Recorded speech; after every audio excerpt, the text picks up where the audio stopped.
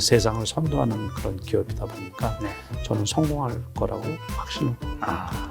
앞으로 주가도 더 올라 여러 대선 후보들이 있는데 공통적으로 강조할 게 뭔가, 공통적으로 정책에 집어넣을 게 뭔가, 그거를 이제 공부하시면은 그 관련 주식들은 올라갈 가능성이 있죠.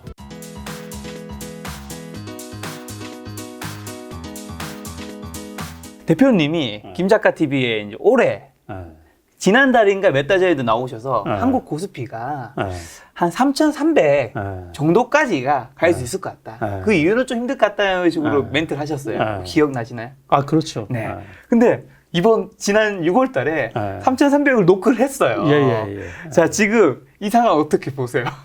그때 그러니까 한 두 달 전이죠. 두 네. 달 전, 석 달 전에 제가 한 3,300 네. 고점을 이제 그 그쵸. 정도로 봤는데 지난달에 이제 3,300 찍고서 종가 기준으로 해도 3,300을 끝났죠. 맞아요. 그러고서는 이제 오늘이 7월 2일인가요? 3일인가요? 네, 오늘 7월 2일인데 코스피가 3,279, 코스닥이 1,035 정도. 예, 코스닥은 이제 천스닥이 돼버린 네. 거고, 거기에 안착을 한 것 같고, 네. 코스피는 이제 3,300이 되다 보니까는 이제 네. 고점이란 말이에요. 네. 그러니까는 기간 매물이 좀 나오고, 네. 또 외국인도 좀 매도세가 나오고, 전반적으로 조금 이제 부담스러운 분위기예요. 부담스럽고. 미국 주가를 안 볼 수가 없거든요. 그렇죠. 미국 주가도 이제 다우나스닥이 뭐 최고가, 역사상 최고가죠, 역사상. 네, 우리나라 맞아요. 코스피도 3,300이면 이제 역사상 최고가 네. 그러는데 그 최고가에 대한 그 부담이 좀 있어요. 부담이 좀 있는데 그 당시에 제가 이제 한 두 달 전, 석 달 전에 조금 불편하게 봤던 부분들. 그게 이제 뭐냐면 그 당시만 해도 인플레이션이 급속하게 이루어지고 있고 네. 원자재 가격이 급등이 되고 네. 그 미국 국채금리도 또한 10년물 국채금리도 이제 급등을 하고 그래서 그거가 결국에는 이제 금리 인상으로 이어지지 않을까 하는 그런 때이기 때문에 네. 코스피 상단을 이제 한 3,300 이렇게 봤는데 그 여러 가지 요인들이 지금 해소 과정에 있는 거예요. 네.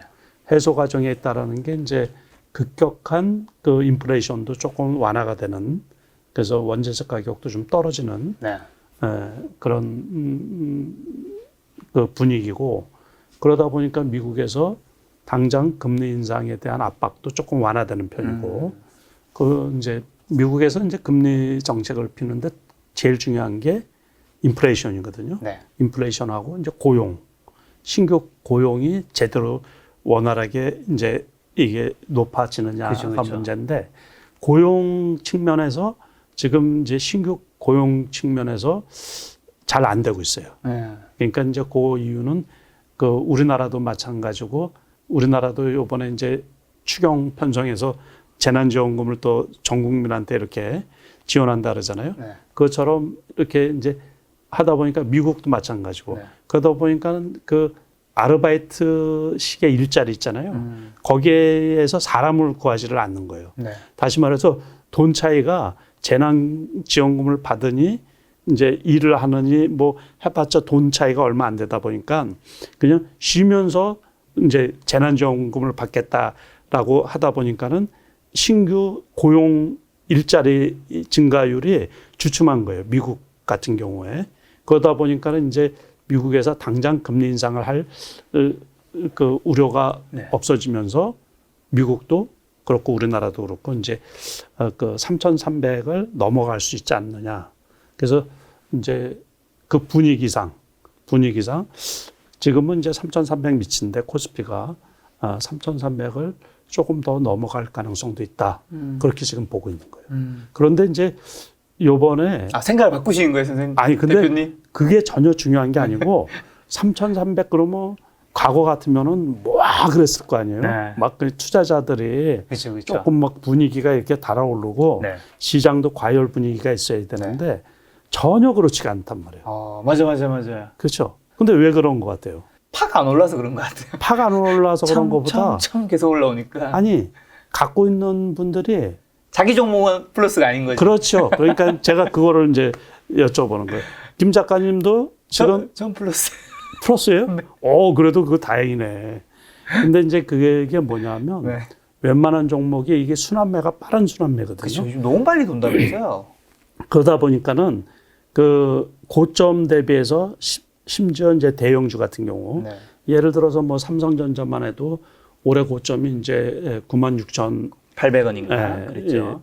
96,000원대인데 지금 8만 원이란 말이에요. 오늘도 8만 원으로 끝났어요. 삼성전자가 이렇게 안 올랐는데 코스피가 3,300을 친 것도 참 신기합니다. 그거는 이제 다른 대형주들, 다시 말해서 순환매라 그랬잖아요. 네. 안 올라간 부분이 없을 정도로 다 올라간 거예요.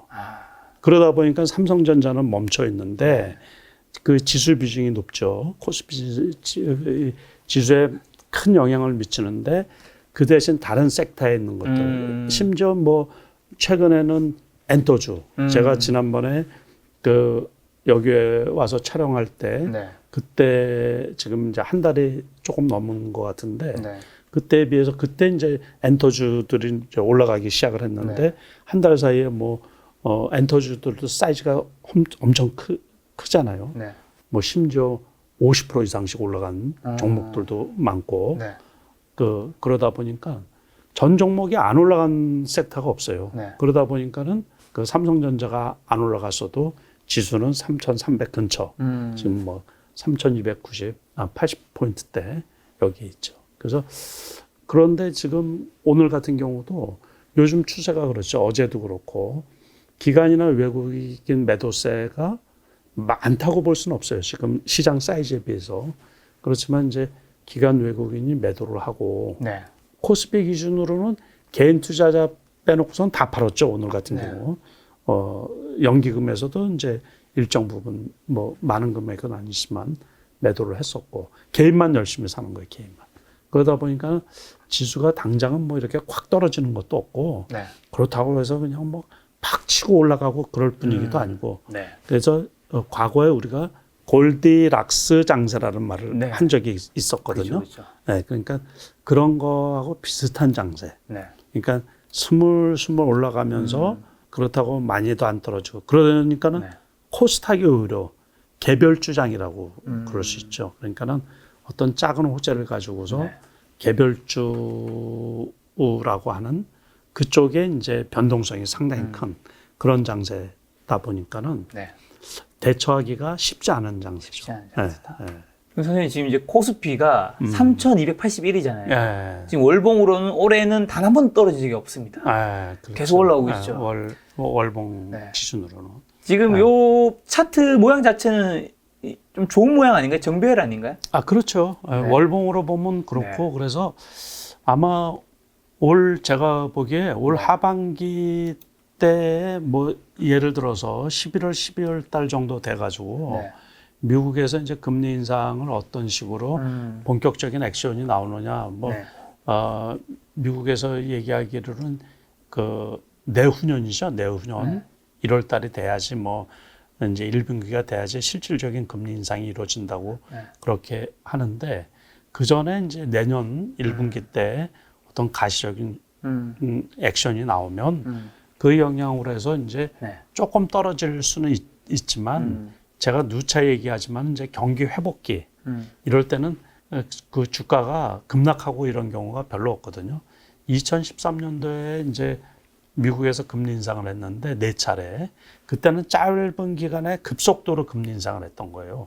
그러다 보니까 신흥국 증시가 막 급락을 하고 그랬었는데 그거를 교훈 삼아 가지고 그리고 이제 어쨌든 금리 인상을 우리나라 같은 경우도 어쨌든 금리 인상을 한다고 지금 한국은행에서 그 한국은행 총재가 이제 여러 번 말씀을 하셨잖아요. 연내에 금리 인상을 한다 그랬는데 부동산 가격하고 자산 가치 가격, 주식 가격이나 이런 것들에 돈이 너무 많이 풀려 있는 거예요. 그러다 보니까는 웬만큼 해가지고서는 꺾일 수가 없어요. 꺾일 수가. 돈이 갈 데가 없잖아요, 지금. 그렇죠. 그게 뭐 여기서 금리 인상을 하면은 이제 대출 받은 사람들한테 부담이 되고 그러다 보면 또 경제 회복에도 부담이 되고 그러니까는 아주 금리 인상을 해도 천천히 아주 작은 포인트로 아주 우리가 비둘기파 뭐 매파 이렇게 얘기를 하지만 비둘기파로 완화적 재정 정책을 지속적으로 쓰지 않을까 이렇게 생각을 하는 거예요. 네. 그러니까는 앞으로도 상당 기간은 네. 급격하게 주가가 떨어질 가능성은 저는 없을 거라고 이렇게 보고 있거든요. 급격하게 떨어질 가능성은 없고 급격하게 뭐 오를 것도 별로 없죠. 없을 것 같다. 네. 그러니까 그거는 뭐냐면 악재나 호재가 다 노출이 된 거란 네. 얘기예요. 다 노출이 된 악재나 호재는 더 이상 악재나 호재로서의 네. 역할을 못 하거든요. 네. 그러니까 시장은 특히 미국장 같은 경우에 어떤 호재가 발표가 되면 그냥 확 올라가고 네. 그 뭐 악재가 나오면 조금 떨어지고 요거거든요, 요거. 그러니까 우리나라 주가도 거기에 이제 맞추는 거죠. 그러니까 그렇게 보고 있어서 네. 급격하게 하락할 거는 거의 없을 거로 이렇게 보고 있어요. 최근에 이제 중요한 그 기사를 내용을 좀 대표님이 생각에 여쭤보려고 하는데요. 7월 1일 미국 ISM 이제 공급관리협회 제조업 지수가 발표됐었는데 지난 6월 이제 제조업 구매 관리자 지수 PMI가 60.6으로 집계. 전문가 예상치는 이제 61가 전달에 61.2에 이제는 다소 하회했지만 65돈 수치는 이제 미국 제조업 경기가 매우 강한 확장세에 있음을 시사하고 그다음에 또 두 번째 중요한 지표가 주간 미국 실업 보험 청부자 수가 전주보다 이제 5만 1,000명 감소한 36만 4천 명을 기록했다고 합니다. 그래서 코로나 팬데믹 이후 사상 최저치이자 전문가 예상치는 39만 명의 증가를 이제 밑도는 수준이라서 실업 보험 청구자가 줄어들었다는 것은 사실 고용 회복세 신호를 의미하는 거잖아요. 그래서 미국에서는 이제 실업 지표와 제조 지표 이 두 지표 등 경제 지표 개선에 따라서 경기 회복 기대감에 뉴욕 증시가 상승하고 S&P 지수도 사상 최대치. 이런 좋은 분위기라면 미국도 더 올라가고. 그런데 이제 미국도 너무 많이 올라왔다는 걸 알거든요. 네.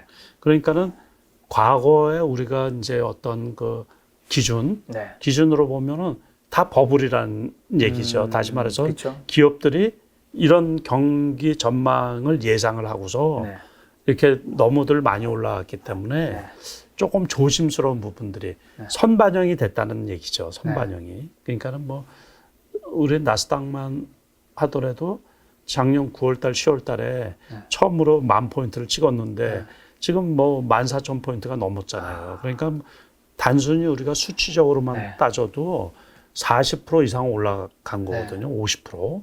막 이렇게 되다 보니까는 아무리 경기가 좋아도 그렇지 너무 선반영이 돼서 너무 많이 올라왔다는 게 이제 부담스럽게 작용을 하는 거예요. 그러니까는 그 지금 말씀하신 거 우리나라 그 이제 수출 동향도 수출도 그 이제 기저 효과가 있는 거죠. 그 동안에 못했던 거에 반사작용으로 해서 급격하게 이제 증가하고 그래서 우리나라 정부에서도 이번에 이제 GDP 성장률을 올해 같은 경우 4% 이상으로 이렇게 예상을 하고 있잖아요. 그게 벌써 시장에 다 반영이 된 거죠, 이제. 그러니까 크게 악재는 경제적으로 보면 크게 악재는 없죠. 악재는 없는데 이번에 그 이제 델타 변이 바이러스 그게 확산이라 오늘만 해도 지금 800명 이상이 발생이 된 거 아니에요? 그러다 보니까는 그동안에 이제 지난번에 여행주 같은 경우 관광업종 또 미국의 유나이티드 항공이나 이제 아메리칸 에어라인 이런 항공주들이 많이 떨어졌어요. 고점 대비해서 거의 한 20% 이상 떨어졌고 우리나라 같은 경우도 지금 10% 이상 떨어졌죠. 15% 정도 고점 대비. 그러니까 뭐 롯데관광 같은 경우 23,000원 정도 했었는데 지금 2만 원 정도 하고 있으니까 한 10% 이상, 15% 이 정도 고점 대비 다 떨어져 있거든요. 그러니까는 그거가 이제 이 경기 재개되고 경제가 확장으로 이렇게 재개되는데 조금 늦추는 어떻게 보면 또 주식 시장이나 이런 데에서는 또 좋게 볼 수도 있는 거예요. 과열을 수그러뜨리는 경기가 과열되고 그러면 또 인플레이션이 확 생기고 그러면 금리 인상을 또 이게 악재 호재가 막 같이 있는 거죠. 그러니까 그거를 그런데 이제 우리가 생활하기로는 무진장 불편하죠 이게. 다시 뭐 백신들을 지금 접종이 잘 되고 있는데도 변이 바이러스로 또 느슨해진 것도 있고 사람들이 800명 이상 이렇게 발생하고 이래서 그런데 그런 것들이 제가 보기에는 이제 주가에 다 반영이 된 거라고 봐요. 그러니까 조금 투자자들 입장에서는 답답한 장세죠, 이게. 네, 그래서 정체되어 있는 장세라. 그러니까는 결국에 이제 그 수익이 날 게 네. 개별주, 작은 재료로 돈이 확 쏠리다 보니까는 네. 급등하는 종목들이 계속 나오잖아요. 그래서. 그런데 그러다 보니까 그게 변동성이 크기 때문에 빠르게 대처를 못 하시는 분들은 네. 투자하기가 상당히 좀 어렵죠. 예. 자, 대표님 말씀해 주신 아까 한국 수출 동기 말씀하셨잖아요. 예. 그 중요한 정보 좀 여러분한테 공유 드리고 대표님 생각에 여쭤보려고 하는데요. 산업통상자원부에서 2021년 6월 및 상반기 수출 동향을 이제 발표를 했죠. 6월 수출이 이제 37.9% 증가했다는 건데 그 내용이 상반기 누적 수출액이 사상 처음 3천억 달러를 돌파했고 역대 6월 중에 최고치. 이제 그 품목은 이제 수출 1위가 반도체. 역대 6월 중에서 가장 많은 수출을 기록했다고 하고요. 그 다음에 이제 수출 2위, 3위 품목이 경기 민감 품목인 일반 기계, 석유화학이 작년 같은 기간보다 21.5%, 68.5% 각각 증가하며 6월 중 최고 실적 달성도. 그다음에 자동차와 차 부품 수출액은 코로나19 이전 수준의 수요가 회복돼 각각 62.5%, 108.1% 높은 증가를 보였는데 이 자료에 대해서 산업부 관계자가 했는 멘트가 좀 인상 깊은 게 이 수출 품목 15개 품목과 수출하는 지역이 있을 거잖아요. 총 그 9개 지역에서 수출이 동시에 플러스를 나타낸 것은 2011년 1월 이후 10년 만이다.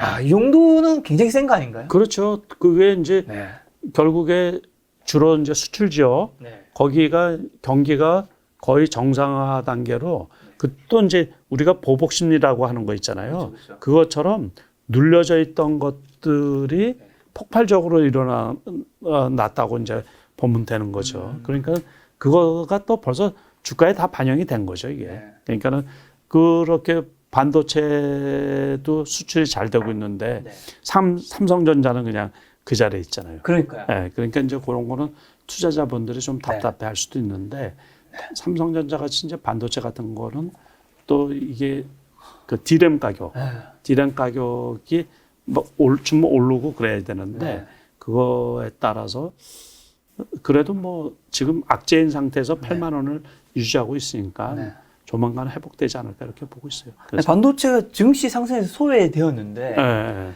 언제 그러면 삼성전자 좀 주류가 되나요? 그건 모르죠. 그거는 좀 모르는 게. 대표님 아시는 거 아니었어요? 아니요. 그거는 원래 이제 우리가 그 대세 상승기라고 하면 2007년도 있었어요. 2007년도. 그래서 그때 이제 코스피 지수가 1,400포인트에서 2,000포인트까지. 그러니까는 지난해 말고는 그때를 제가 보기에 참 대세 상승기라고 이렇게 점 찍을 수가 있는데 이렇게 쭉 보시면은 2007년도 여기 있잖아요. 여기. 여기 있네요. 여기 이렇게. 이게 이제 대세 상승기. 제 손가락은 안 보이죠? 네, 안 보이죠. 어떻게 여기 메타버스 공간이 아닙니다, 선생님. 여기 기간을 이게 대세 상승기라고 할 수가 있거든요. 근데 요해만 따져서 2007년도 요해만 따지면 이게 이제 진짜 많이 올라갔잖아요. 그런데 이때 삼성전자 같은 거는 안 올라갔어요. 현대차도 안 올라가고. 그러니까 올해 같은 경우 지수가 올라가도 삼성전자 제외하고서 이렇게 이제 지수가 이렇게 올라가는 게 또 다 그 이유가 있죠. 그러니까 삼성전자는 제가 보기에 만약에 이제 다음 주 정도 되면 다다음 주 정도 되면 2분기 실적이 이제 반기 실적이 나오겠죠. 그쵸. 그러고서 만약에 그게 시장 기대치보다 좀 많이 이렇게 플러스가 된다든가 그리고서 또 3분기 실적이 만약에 좋다 그러면 여기에서 이제 올라갈 수가 있는 거고 그렇다고 실적이 기대치만 못하다고 해서 제가 보기엔 떨어질 것 같지는 않아요. 지금 기관이나 외국인이 계속해서 삼성전자를 이제 매도하는 게 외국인이 두 번째로 많이 판 종목이 삼성전자예요. 6월에. 그러니까 외국인들 입장에서는 우리나라 코스피에서는 대장주고 뭐 가장 중요한 그렇죠. 우량주고 그러지만은 외국인들 입장에서는 뭐 삼성전자가 그냥 세계의 여러 자기네들이 투자한 것 중에 한 종목에 불과하니까 이 삼성전자는 당분간 이렇게 보기에 이게 이제 영업이익이 급격하게 증가하든가 이렇게 좋아질 것 같다고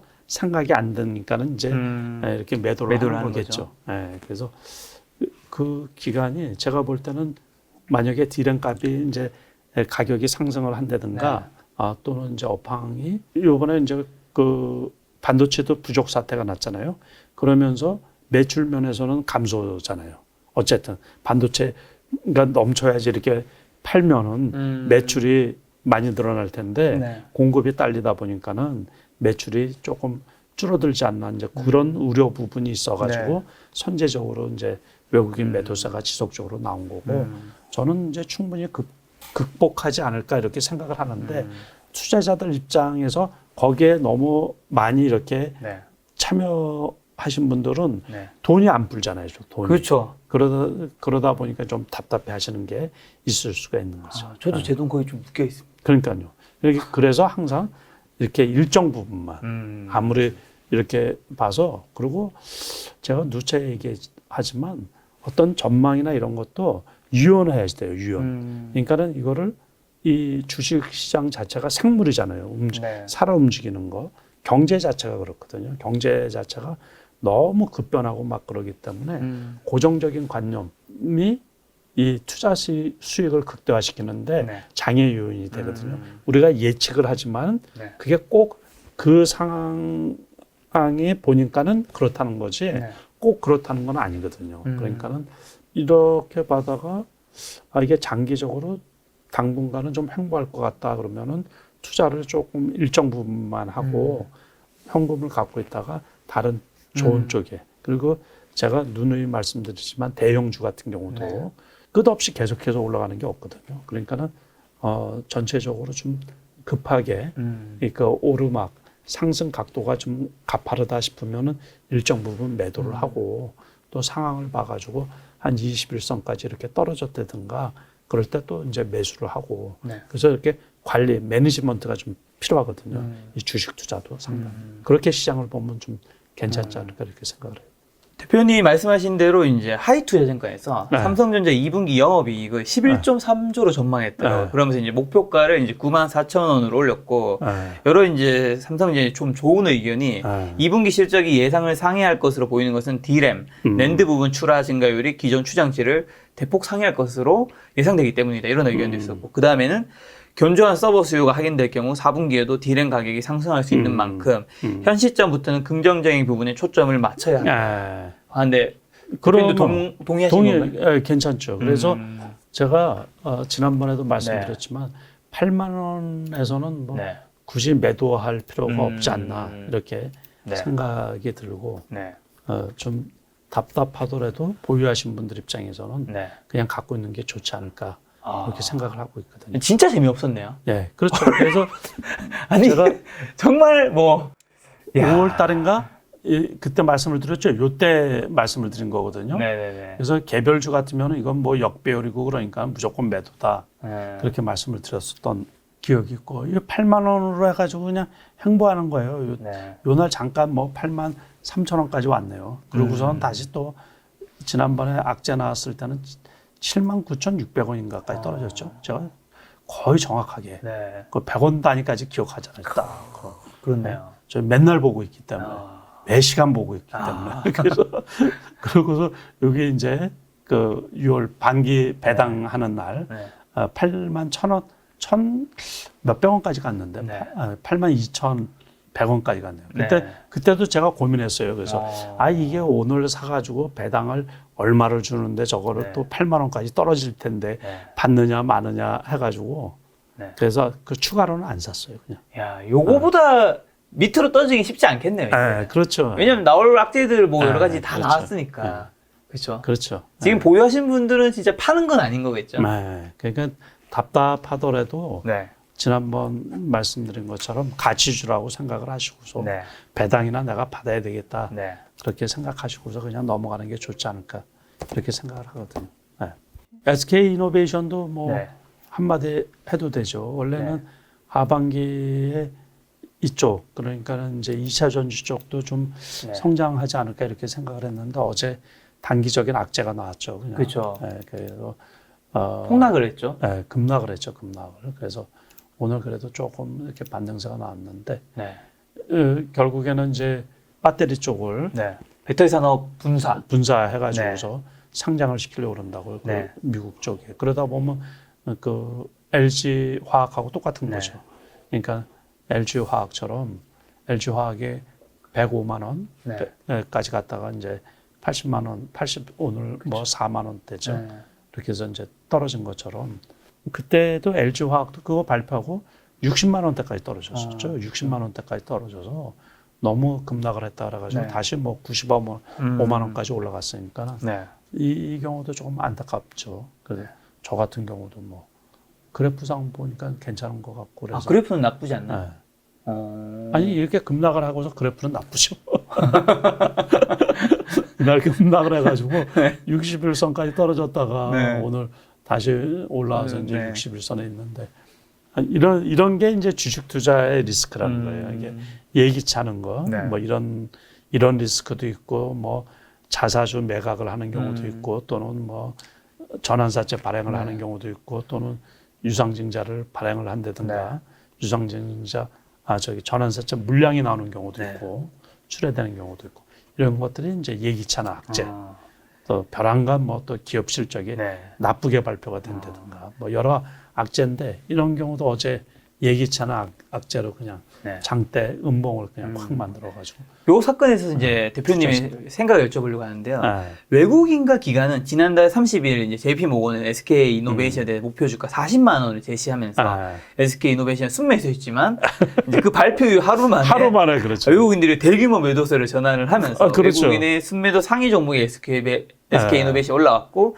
기관도 두 번째로 많이 매도. 한마디로 이제 분할돼서 좋지 않게 봤다라는 그렇죠. 거고. 그러니까 개인은 SK 이노베이션의 주가를 이제 급락을 기회로 삼아서 좀 약간 매수를 하고 있는 그림인가 보더라고요. 그래가지고 분할 이슈를 앞두고 있지만 이제 배터리 사업 고성장세를 확인한 게 더 중요하다라는 평가, 뭐 애널리스트 분들의 평가가 있고요. 다만 지주 회사의 성격이 강해질 경우 주가의 약세는 피할 수 없다고 하는 것도 있고 안 좋은 의견으로는 또 좋은 의견으로는 이제 단기적으로 물적 분할 가능성이 LG 에너지솔루션 IPO로 인해 주가는 지지부진할 것. 장기적으로 현재 수주 잔고가 LG 화학과 유사한 수준까지 증가했기에 배터리 가치는 증가하고 그리 생태의 구축 등 장기 방향성은 긍정적이다. 그렇기 때문에 주가 급락은 오히려 전지 성장과 하반기 정제 마진을 회복을 누리 저가 매수 기회다. 뭐 양쪽이 좀 반대되는 의견들이 좀 공존하는 것 같아요. 그렇죠. 항상 그렇게 공존하죠. 대표님은요? 저는 그 어느 쪽이세요? 나쁜 쪽이죠. 그 당연히. 나쁜 쪽인가요? 그럼요. 그거는 이거는 이제 그 쉽게 말하면 이제 외국인들이 팔았잖아요. 그 전날에 왕창 샀다가 그러니까 그 입장에서도 이 벼락 맞았네 싶은데 그 사람들은 자기 돈이 아니거든요. 그러니까는 뭐 회사 돈이고 투자자들 돈이니까는 그냥 파는데 지장이 없죠. 그러니까 어떻게 보면 더 냉정하고 이성적일 수가 있고 저 같은 경우도 갖고 있는 거를 팔기는 아깝고 그런데 조금 회복되면 팔아야지 그 생각을 갖고 있는 거지 저거를 새로 신규로 사가지고 다시 그래프 좋아지고 이러기는 불확실성이 이제 대두가 된 거예요. 그러니까는 이제 결국에 기업 전체로 보면은 제가 LG 화학 가지고서도 그 설명을 드렸는데 LG 화학이라는 소그룹 안에 요번에 상장된 LG 그 IENT인가 그 회사가 있는 거란 말이에요. 그러니까는 실질적으로 그 회사 사이즈는 더 커지죠. 커지는데 직접적인 그 이익보다 자회사 이익이 이쪽에 이제 오는 거죠. 이 SK 이노베이션도 똑같은 거죠. 그러니까 자회사가 실질적으로 그 분할을 해가지고 분사해서 나온다 그러면 그 회사가 이제 그 회사로 직접적인 투자자들이 그 회사 주식을 살 거 아니에요. 이제 그렇게 돼. 그러면 SK 이노베이션도 이렇고 LG화학도 그러면 삼성 SDI가 오히려 그렇죠. 근데 또 삼성 SDI도 또 혹시 그럴 생각, 저 회사들이 저러네 그래서 또 그 여기저기 얻어 터지기 때문에 그러니까는. 자, 지난달에 외국인이 가장 많이 판 종목이 뭔지 아세요? 카카오요? 네, 맞아요. 외국인이 가장 많이 판 1위 종목이랍니다. 지난 6월 한 달간 외국인이 가장 많이 팔아치운 종목 1위가 이제 카카오인데 외국인의 카카오 순매도 규모는 약 8,400억 원. 외국인 순매도 2위인 삼성전자와 약 그 4,001억 원인데 2배 넘게 차이가 난다고. 한 달 내내 쭉 파는 것보다 이날 공매도 치면서 파는 게 제일 많을걸요. 맞아요. 그렇죠. 그러니까 저희가 얘기할 때가 여기였었는데 기억나세요? 네네 맞습니다. 제가 11만 원이면 사도 된다 그래가지고 저도 11만 원에 새로 샀거든요. 아, 네, 그러고서 중간에 여기에서 조금 더 사고. 좀 더 사죠. 네, 그래서 그러고서 이런 주식은 네. 일단 많이 떨어지면 또 매수 기회죠. 그래서 저는 하나도 안 팔았어요. 원래. 이때 안 파셨어요? 네, 전혀 안 팔았어요. 오, 선생님 왠지 이때 팔실 것 같은 아. 오 맞추셔서. 네. 그렇지 않아요? 아니, 그 이제 제 기준으로는 너무 네. 조금 갖고 있어가지고. 어. 그래서 그 이때 이제 네. 완전히 많이 담은 게 아니기 때문에 네.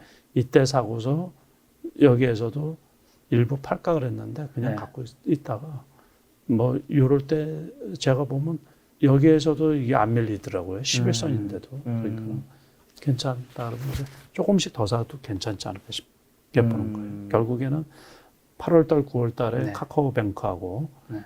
카카오페이 같은 게 이제 네. 상장 이슈가 있고 그렇죠. 자회사.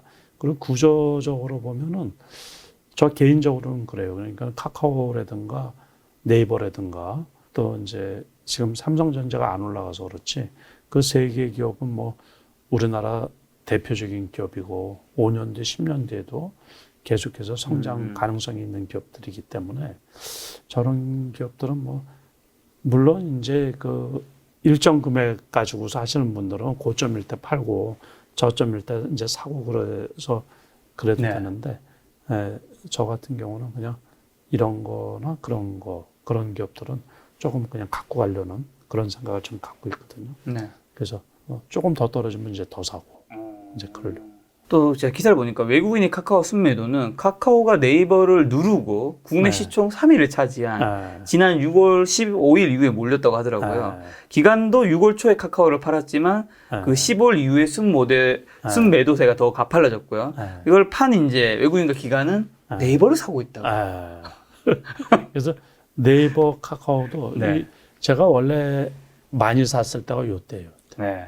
요때 사가지고서 이게 액면분할하고서 그냥 요때 네. 사가지고 액면분할하고서 13만 원에 네. 주로 많이 팔았거든요. 네. 13만 3천 원인가 그때 갔는데 12만 8천 원부터 해서 13만 1천 원, 2천 원까지 팔았으니까 네.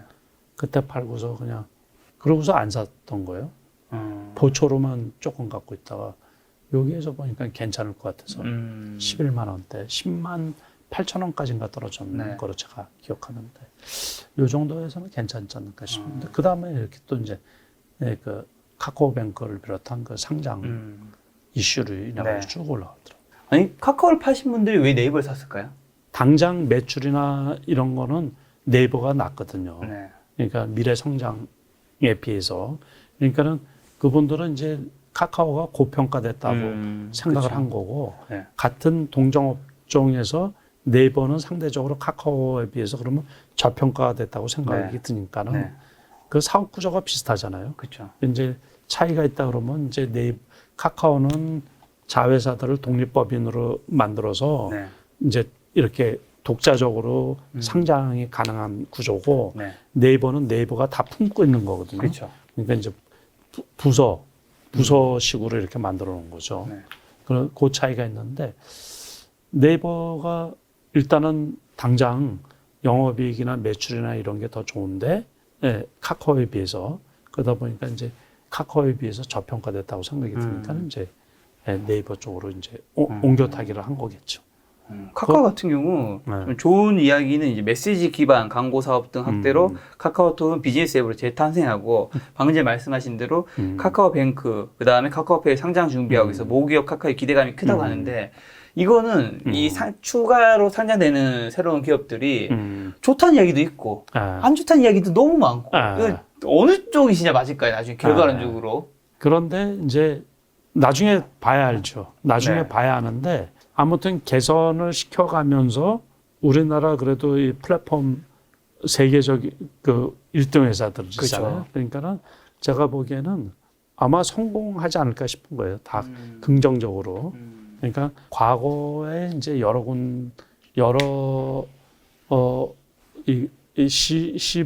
시험적으로 여러 개를 이렇게 버려서 안 된 부분들도 다 있죠. 네. 안 된 부분들이 다 있고 그게 걸러져서 이제 그 상장시키는 것들이니까 다 성공적으로 가지 않을까 이렇게. 그게 성공적으로 상장되면 카카오 기업한테는 긍정적으로 될까요? 아, 그렇죠. 어쨌든 지분을 갖고 있으니까 네. 지분 가치가 올라갈 수밖에 없으니까. 네.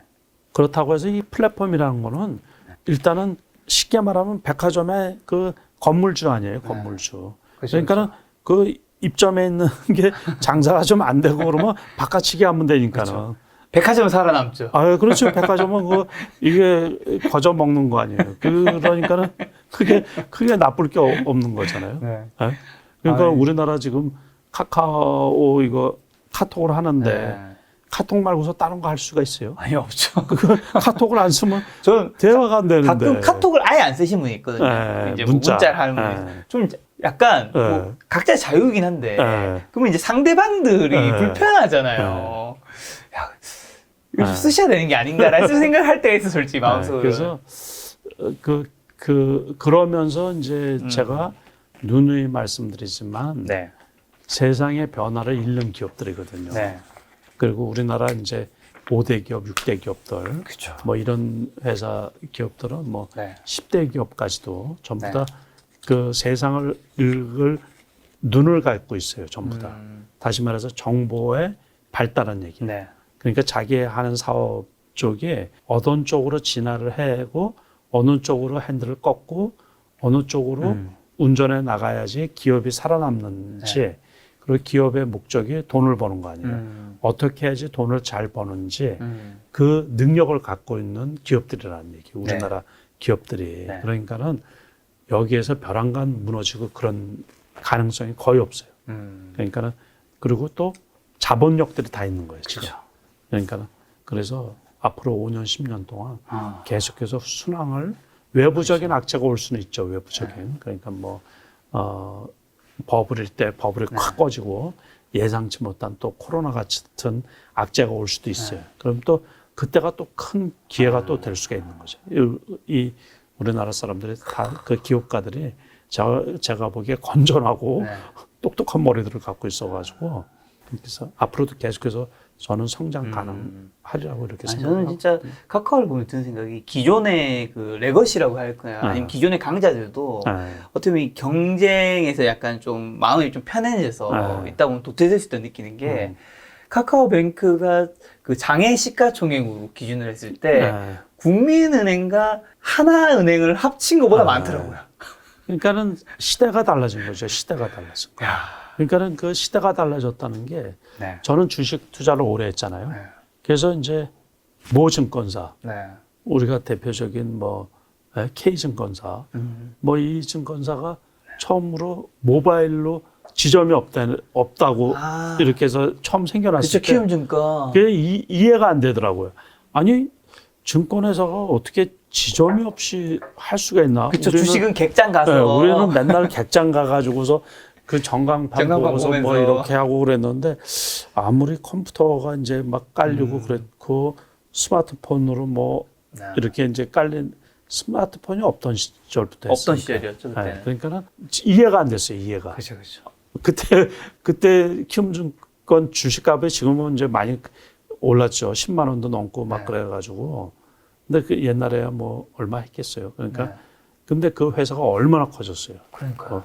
그러니까는 점유율 1위 아닌가요? 네. 키움이? 뭐 이제 점유율 기준으로 삼는 그 기준이 다 다르기 때문에 그렇죠. 그래서 뭐 이제 대형 증권사들이 여러 개 있죠. 그렇지만 아무튼 이 지점 없이 성공하면서 시대가 그만큼 달라졌다는 거죠. 그러니까 카카오뱅크도 은행 그 지점도 없이 저렇게 어떻게 저걸 하나 그러는데 그렇게 이제 그쪽으로 다 특히 젊은 세대들 그렇죠. 뭐 MZ 세대 뭐 할 것 없이 카카오뱅크로 우리가 계좌 이체 해달라고 뭐 이런 얘기들 하면 그러니까 얼마나 많이 그게 편하고 좋아요. 그렇죠.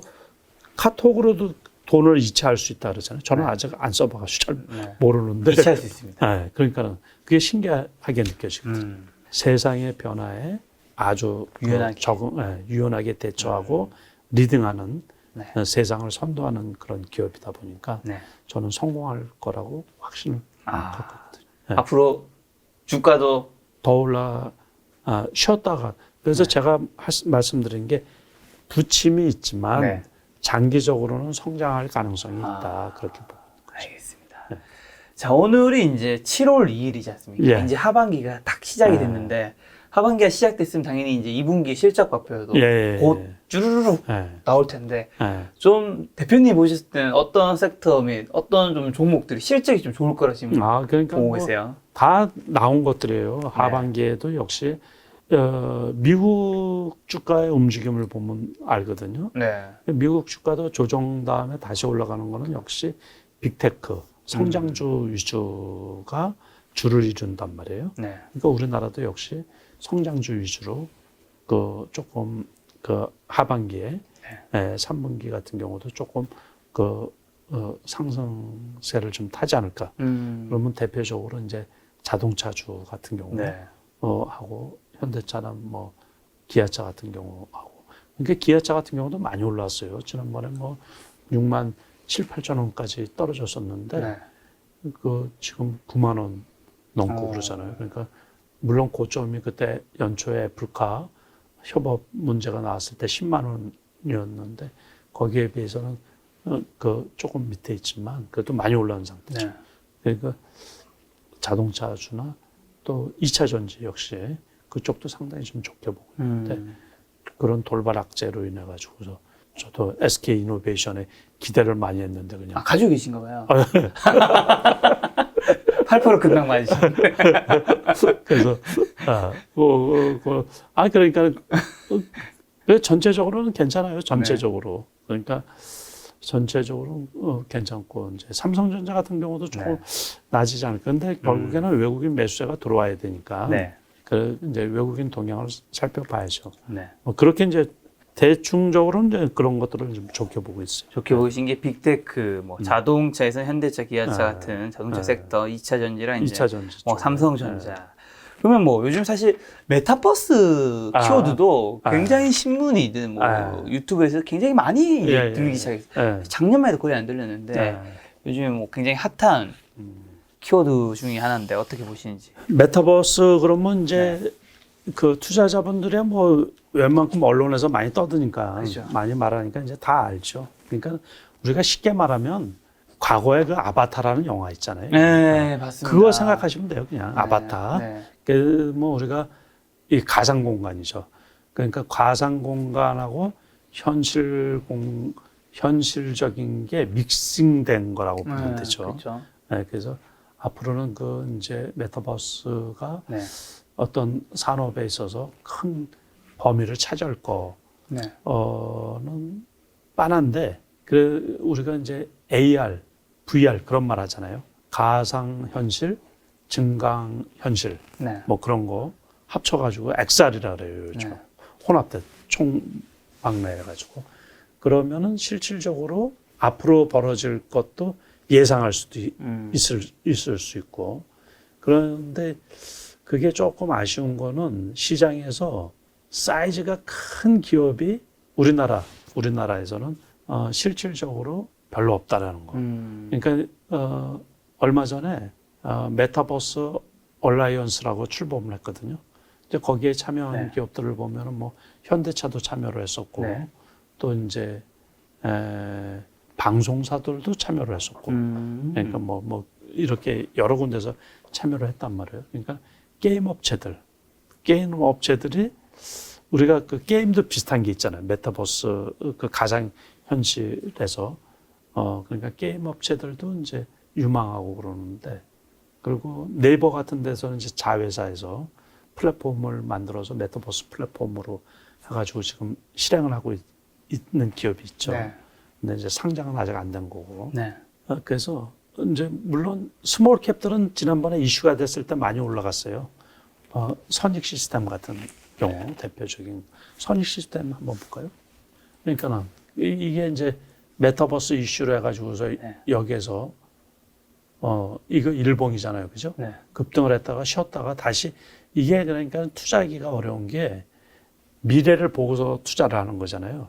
그러니까 미래는 그쪽으로 가긴 가는데 이것만 전담하는 뭐 큰 기업이 있다든가 그런 건 아니란 말이에요. 네. 말씀드린 것처럼 게임 부분도 많이 참여를 하고, 그러니까 아바타처럼 말씀드린 것처럼 이제 자기하고 똑같은 거를 뭐 이렇게 대체로 해서 이제 집어넣어야 되고, 어떻게 보면 그 가상 세계를 만들어서 그러면 그거를 네. 송출해야 된다 그러죠. 그러니까 송출하는 그런 기업들도 옵티시스라고도 있거든요. 네. 뭐 그런 경우도 급등을 했었거든요. 그러니까 어떻게 이제 이것도 보면 아까 거하고 그래프가 좀 비슷하죠. 네, 비슷하네요. 예, 쭉 올라갔다가 한참 쉬었다가 같이 여기에서 또 다시 이슈가 나오면 한번 음. 상한가 치고 요건 이제 불과 며칠 전. 네. 이런 것도 또 이제 개인 투자자들 중에서 네. 차트 보고서 공부할 때 이제 참고를 하는 거예요. 여기 보면 21선 있잖아요. 네, 네. 21선 있는데 이게 훼손 안 되면서 이렇게 며칠 십자 도저히 나오는 거는 이제 전환시킨다는 얘기거든요. 이럴 때는 아주 좋은 그 매수 타이밍인데 한 번 정도 먹을 수 있죠. 근데 오늘 같은 날은 애매한 거예요. 이게 떨어져서 다른 게 없으면 이렇게 11선 깨고서 이렇게 흐를 수 있거든요. 그러다가 또 다시 뉴스가 한번 나오면 또 이제 한번 올라갈 수 있어요. 네. 그러니까 우리나라의 지금 상장사들 중에서는 네. 이런 것들의 어떤 대표적인 거, 뭐 한빛, 소프트, 그 네. 게임 회사인데 네. 그런 것들이 조금 그 메타버스하고 관련이 있고 네. 실질적으로 투자하기가 좀 만만치가 않아요. 음. 그러니까 네이버, 카카오도 이거 관련주라고 해도 되거든요. 자회사들 중에서 그 하고 있는 업체들이 있으니까는. 그래서 미래 성장 가치는 좋은데 투자하기는 애매하다. 네. 그리고 또 지금 이제 올라간 것들은 여러 데서 이제 적극적으로 투자하기는 조금 불편한 그 상태다. 원래는 그 미국의 로블록스라고 있었잖아요. 그쵸. 예, 그게 이제 상장되면서 네. 이슈가 확 됐었던 거거든요. 근데 우리나라는 아직 뭐 네이버 자회사의 이제 제토퍼라고 있죠. 제토퍼. 네네. 예, 그 회사가 그러니까 네이버가 그 제토퍼 때문에 이제 급등을 했던 부분도 있거든요. 그래서 제가 네이버 카카오가 좋다고. 네. 네이버 카카오도 메타버스와 연관이 있다. 그렇죠. 실제로 KB자산운용에서는 업계 최초의 메타버스 펀드를 만들고 삼성자산운용도 메타버스 펀드를 이제 만들었다고 하는데 사실 이 메타버스 펀드 만들어지는 그 펀드는 그러니까 메타버스 관련된 종목들을 사야 되는 사는 거잖아요. 거죠. 예. 그럼 이제 당연히 그러니까, 그 종목한테는 네. 좀 긍정적인 예, 그렇죠. 영향이 근데 있는 이제 거 그런 있죠. 데서 작은 종목도 물론 살 수도 네. 있겠지만은 대부분 저런 큰 기업들 주식을 네. 사는 거거든요. 그러니까 있는데 이제 그래서 성과가 나오려고 그러면 한참 네. 기다려야 되지 않을까 그렇게 생각이 들어요. 산업 섹터로는 상당히 좋은데 네. 직접 투자하고 그러기는 이제 성과가 조금 네. 기다려야 되지 않을까 이렇게 이제 보고 있거든요. 자, 원래는 사실 7월 1일부터 그 사회적 거리두기가 이제 좀 예. 개편안이 적용되기로 했는데 예. 그 델타 변이 예. 때문에 조금 이제 늦춰지긴 하지만 예. 결국엔 어쨌든 그런 개편안이 적용되면서 좀 더 이제 풀릴 거고 예. 그 다음에 또 본격적인 여름철 휴가 시즌도 예. 맞이할 거잖아요. 이런 것들은 좀 국내 증시에 뭐 당연히 영향 미친다고 하면 뭐 보복 수급 위주가 당장 떠오를 것 같긴 한데 대표님 근데 어떻게 그것도 보시는지. 지난번에 다 됐던 거라. 그렇죠. 그런데 이제 단지 요번에 오늘 같은 경우도 벌써 800명이 넘잖아요. 네. 그리고 세계적으로는 뭐 델타 변이 바이러스 때문에 영국 같은 경우도 아주 급속도로 그 확산세에 있고 그래가지고 뭐 백신 보급률이 엄청 많이 접종을 했는데도 네. 신규로 그렇게 많이 발생하고 그래가지고 우리나라 같은 경우도 지금 일주일 연장이 된 거잖아요. 네. 그러니까는 이제 자영업 하시는 분들 입장에서는 네. 무진장 답답하고 저 역시도 답답하죠. 네. 그래서 이제 지인들도 좀 만날 그런 계획도 짜놨는데 또 일주일이 연기가 된 건데 그렇죠.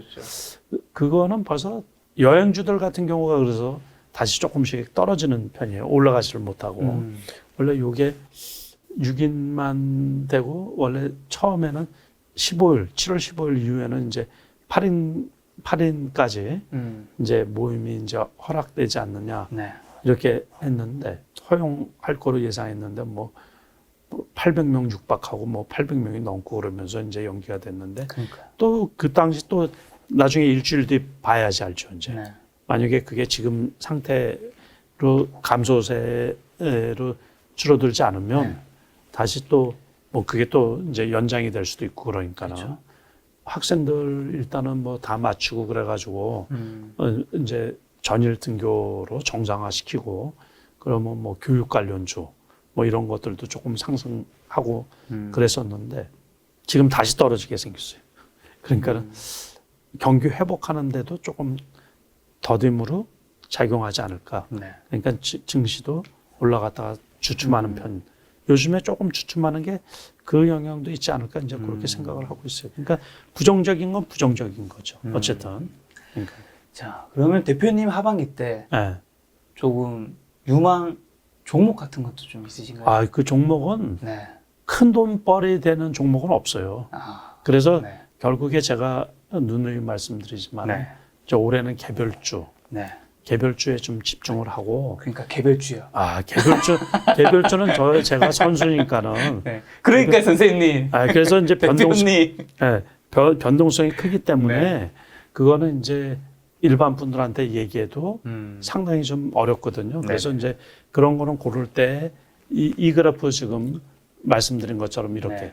그 그래프 가지고서 공부할 거 좀 몇 개 한번 보여드릴까요? 아, 좋습니다. 뭐 아무거나 괜찮아요. 아무거나 공부할 수 있어요. 아무 종목이나 다 공부. 그래서 이제 주식 투자를 할 때 공부해야 된다는 거. 공부. 아무 종목이나.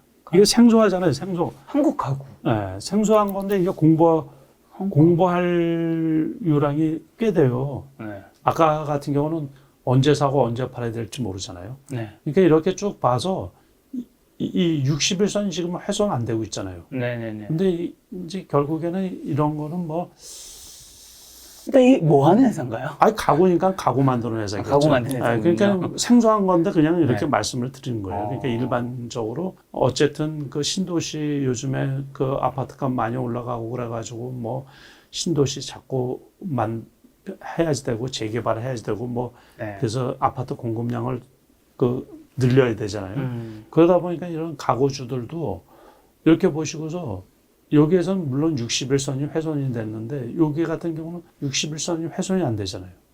그렇죠?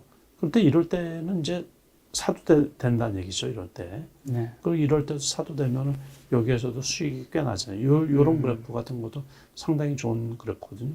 여기 올라갈 때 이럴 때는 잘 모른단 말이에요. 이렇게. 이런 때도 모르고. 그래서 한참 지켜보고 있다가 그래프 가지고서 이제 계속 검색을 하는 거죠. 이제 조건식 검색.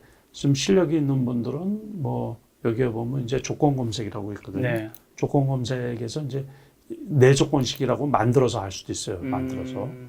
요거 이제 내조건식이라고 네. 요런 거는 이제 자기가 만들 수가 있거든요. 그래서 요렇게 해서 자 120, 60접근이라 그랬죠. 네. 그래서 이렇게 검색을 해보면 종목이 이렇게 쭉 나와요. 이 조건 값이 맞는 것들이 네. 뜨는 건가요? 네, 그래서 아. 여기서 이거를 이제 클릭을 해보면 이렇게 해서 이제 클릭을 해보면 이렇게 나오거든요. 그러면 이제 이런 종목이 본인이 보기에 이렇게 급등을 했었는데 여기에서 그때는 뭐 무슨 테마주에 엮여서 그랬죠. 이거 대형 포장 저번에 이럴 때는 보고서 사도 되는 종목을 이렇게 고를 수가 있다는 거죠. 그래서 이제 이렇게 보면 공부할 종목들 되게 많아요. 이렇게 20% 이상 등락하다가 60일, 120일 써놓은 거 한번 보죠. 그럼 여기도 있네. 이거 한번 볼까요? 이건 뭔가 정치 테마주 같은데. 이렇게 보면 뭐 이런 거는 요 정도 가격에서는 뭐 나쁘지 않네. 이렇게. 왜요? 네? 이렇게 횡보하고 있잖아요. 네네. 많이 올라갔다가 횡보하고 있는데 추가적인 하락이 없을 것 같고 그리고 이제 최저점 보면 요 정도 보면 최저점에 근접했잖아요. 네. 그럴 경우는 뭐 사도 되지 않나 이렇게 이제 생각을 하고 여기서 급등한 때도 정시 테마주로 해서 샀는데 이게 이제 선택의 폭은 그 투자자 몫이에요. 투자자 몫. 그런데 이제 이런 식으로 해서 종목을 검색하는 것도 있다. 이제 그렇게 알아두시면 좋지 않을까 이렇게 생각해서 제가 간단하게 말씀을 드린 거고. 신기하네요. 네. 그러니까 이제 이거는 좀 공부를 할 줄 알아야죠. 그리고 뭐 다른 종목, 뭐 LG 헬로비전 같은 거, 액세스 아무거나 봐도 아무거나 공부할 대상이거든요. 그래서 공부를 많이 하시라는 거예요. 이거는 대표적으로 저거죠. 그거 뭐 진단 키트 뭐 관련 코로나 관련 주식인데 여기서 이렇게 많이 올라갔잖아요. 네. 그러다가 이제 급락을 할 때 이 떨어질 때 5일선, 10일선 무조건 깨지거든요. 네. 21선 잠깐 올라가는 것 하고서 또 떨어졌단 말이에요. 또 떨어져.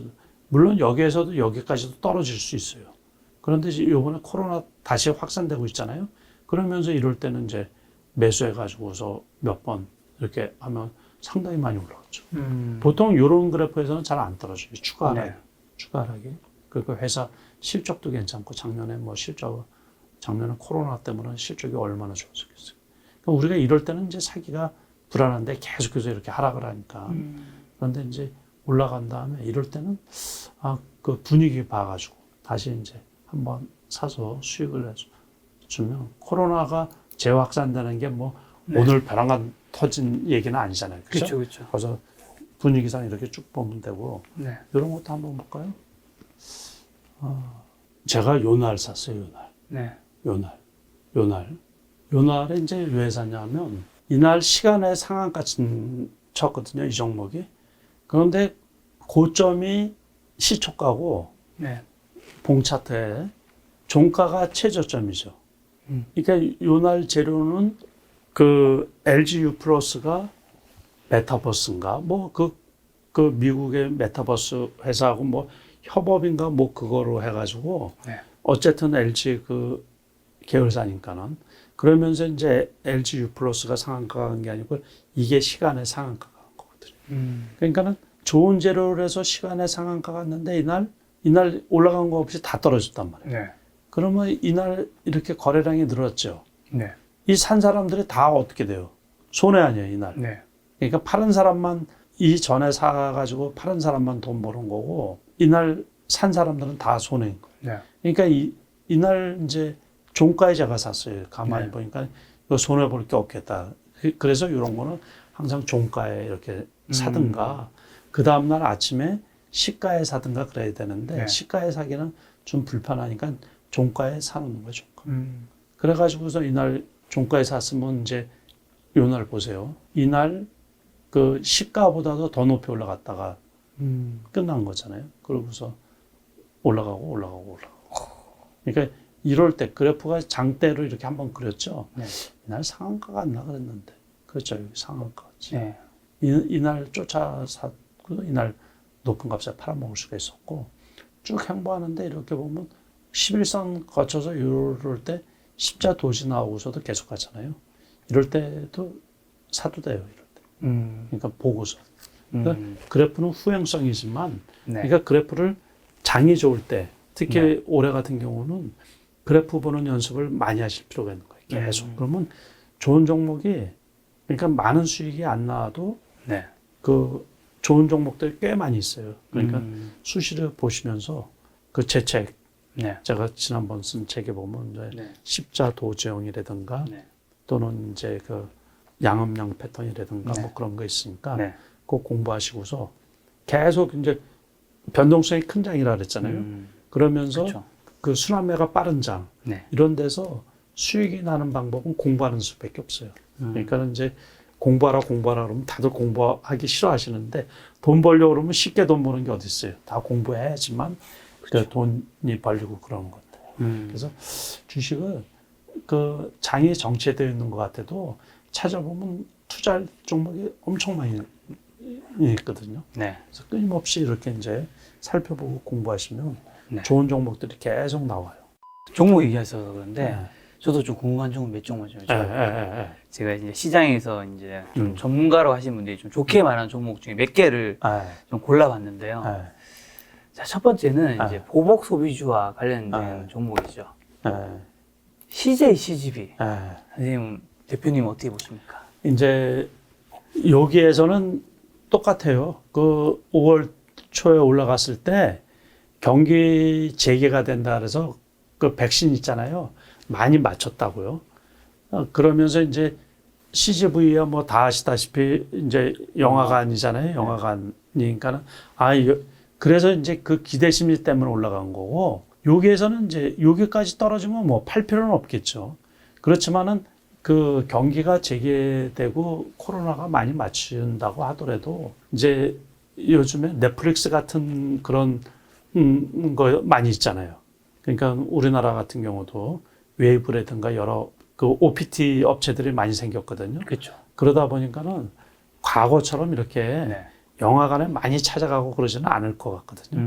물론 이제 영화관 나름의 재미는 있죠. 영화관에 가서 저도 그 비대면인 상태에서 영화관에 몇 번 갔거든요. 네. 그러니까 지난번에 그 미나리. 네, 그 미나리 보러 한번 갔고 또 그다음에 그 미국 영화 중에 그 자동차 영화 나오는 거 있죠. 네, 그 뭔지 시리즈로 압니다. 나오는 분노의 영화. 드라이브인가? 네, 네. 네. 그거 보러 이제 네. 그 집사람하고 이제 한번 갔는데 네. 그렇지만은 네. OTT 업체들이 이제 많이 생겨나고 쉽게 영화를 볼 수 있는 형편이잖아요. 네. 그러다 보니까는 그 경쟁력 면에서는 조금 이제 떨어지지 않을까. 그런데 이제 저가격에서는 팔 필요가 없지 않나 싶은 거예요. 실제 영화 같은 경우도 보니까 메가박스나 뭐 CGV, 롯데 이런 데가 뭐 가격 인상을 네. 이렇게 얘기하고 있더라고요. 네. 그렇게 되면 사실 어떻게 보면 가격 인상이라는 게 참 쉽지가 않은데 네. 어쨌든 우리가 지금 사업적으로 힘들다고 하면 많은 사람들이 별로 불만을 삼지 않잖아요. 근데 이제 고객은 다시 돌아오게 된다면 그러면은 점프할 수 조금 있는. 낫죠. 그러니까는 원체 이제 지금 뭐 매출도 어렵고 그러는 상태에서 경기가 그 코로나 백신 효과로 해서 이만큼 올라간 거고 네. 다시 이제 발생 그 재확산되고 막 그러면서 이게 이제 떨어지는 거거든요, 지금. 그러니까 요것만 그런 게 아니고 여행주들 똑같아요. 이거 뭐 보나마나. 그래서 네. 제가 다른 여행주 하나 보여드릴까요? 그러니까 롯데관광개발 한번 보실래요? 네. 안 바꾼 것 같죠? 네, 거의 차트. 비슷한 것 같은데요. 차트 바꾼 것 같지가 않죠? 그러니까 거의 비슷한 거예요. 네. 이것도 다른 거 봐도 똑같아요. 다른 거 또 보여드려요. 그러니까 뭐 같은 여행주 중에서 참 좋은 여행. 참 좋은 예. 그거 거의 비슷하죠. 뭐. 떨어지는 주자 거의 뭐 도찐 개찐이라 그러죠. 네. 거의 비슷해요. 그러니까 이런 것들은 지금 이제 어떻게 보면은 롯데관광 같은 경우는 지금 조금 이제 산화도 되지 않나. 그 가격대고. 그러니까 아까 보신 그 CJ, CGV도 조금 더 떨어지면 조금 담궈도 되지 않나. 이제 그런 가격대네요, 지금. 그래서 이제 이게 저런 그래프가 미국의 뭐 그 아메리칸 에어라인이나 네. 그 항공주 있죠? 네. 그거하고 똑같아요. 그거하고 또 아메리칸 에어라인 생각이 나니까 이제 우리가 지난번에 봤던 그 칼. 네. 무슨 칼이죠? 한진칼? 한증칼. 오케이. 그거하고 비슷한 거죠. 안 봐도 똑같아요. 그래프가. 그죠? 네네. 그러니까 이제 이런 것들도 어디까지 떨어지나 여러분들이 관찰할 필요는 있어요. 그래서 지난번에 제가 볼 때 여기였었는데. 네. 기억나세요? 한 달 전에. 네. 네. 그러니까 왜 안 봐도 많잖아요. 날짜가. 사실 5월 말. 5월 20 며칠인가 그랬어요. 네. 저는 제가 본 거 다 기억하기 때문에.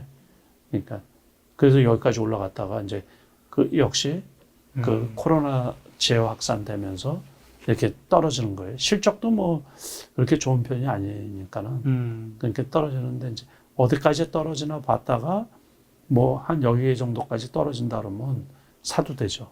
근데 이럴 때도 보초로 좀 세워놓고 있다가 네. 6만 원, 한 5천 원 있다가 더 떨어질 수도 있죠. 뭐 6만 원까지도 떨어질 수도 있고 그런데 네. 그렇지만 어쨌든 8만 원까지 갔던 주식이니까는 네. 그 이제 재개가 되면 네. 같은 그래프에 같은 또 다른 거 이제 나이스 정보통신. 이거는 좋은 회사인데 이 오프라인 결제, 네. 뱅 결제가 이제 이거는 기본적으로 이것도 일종의 결제라는 게 이제 플랫폼이잖아요. 플랫폼.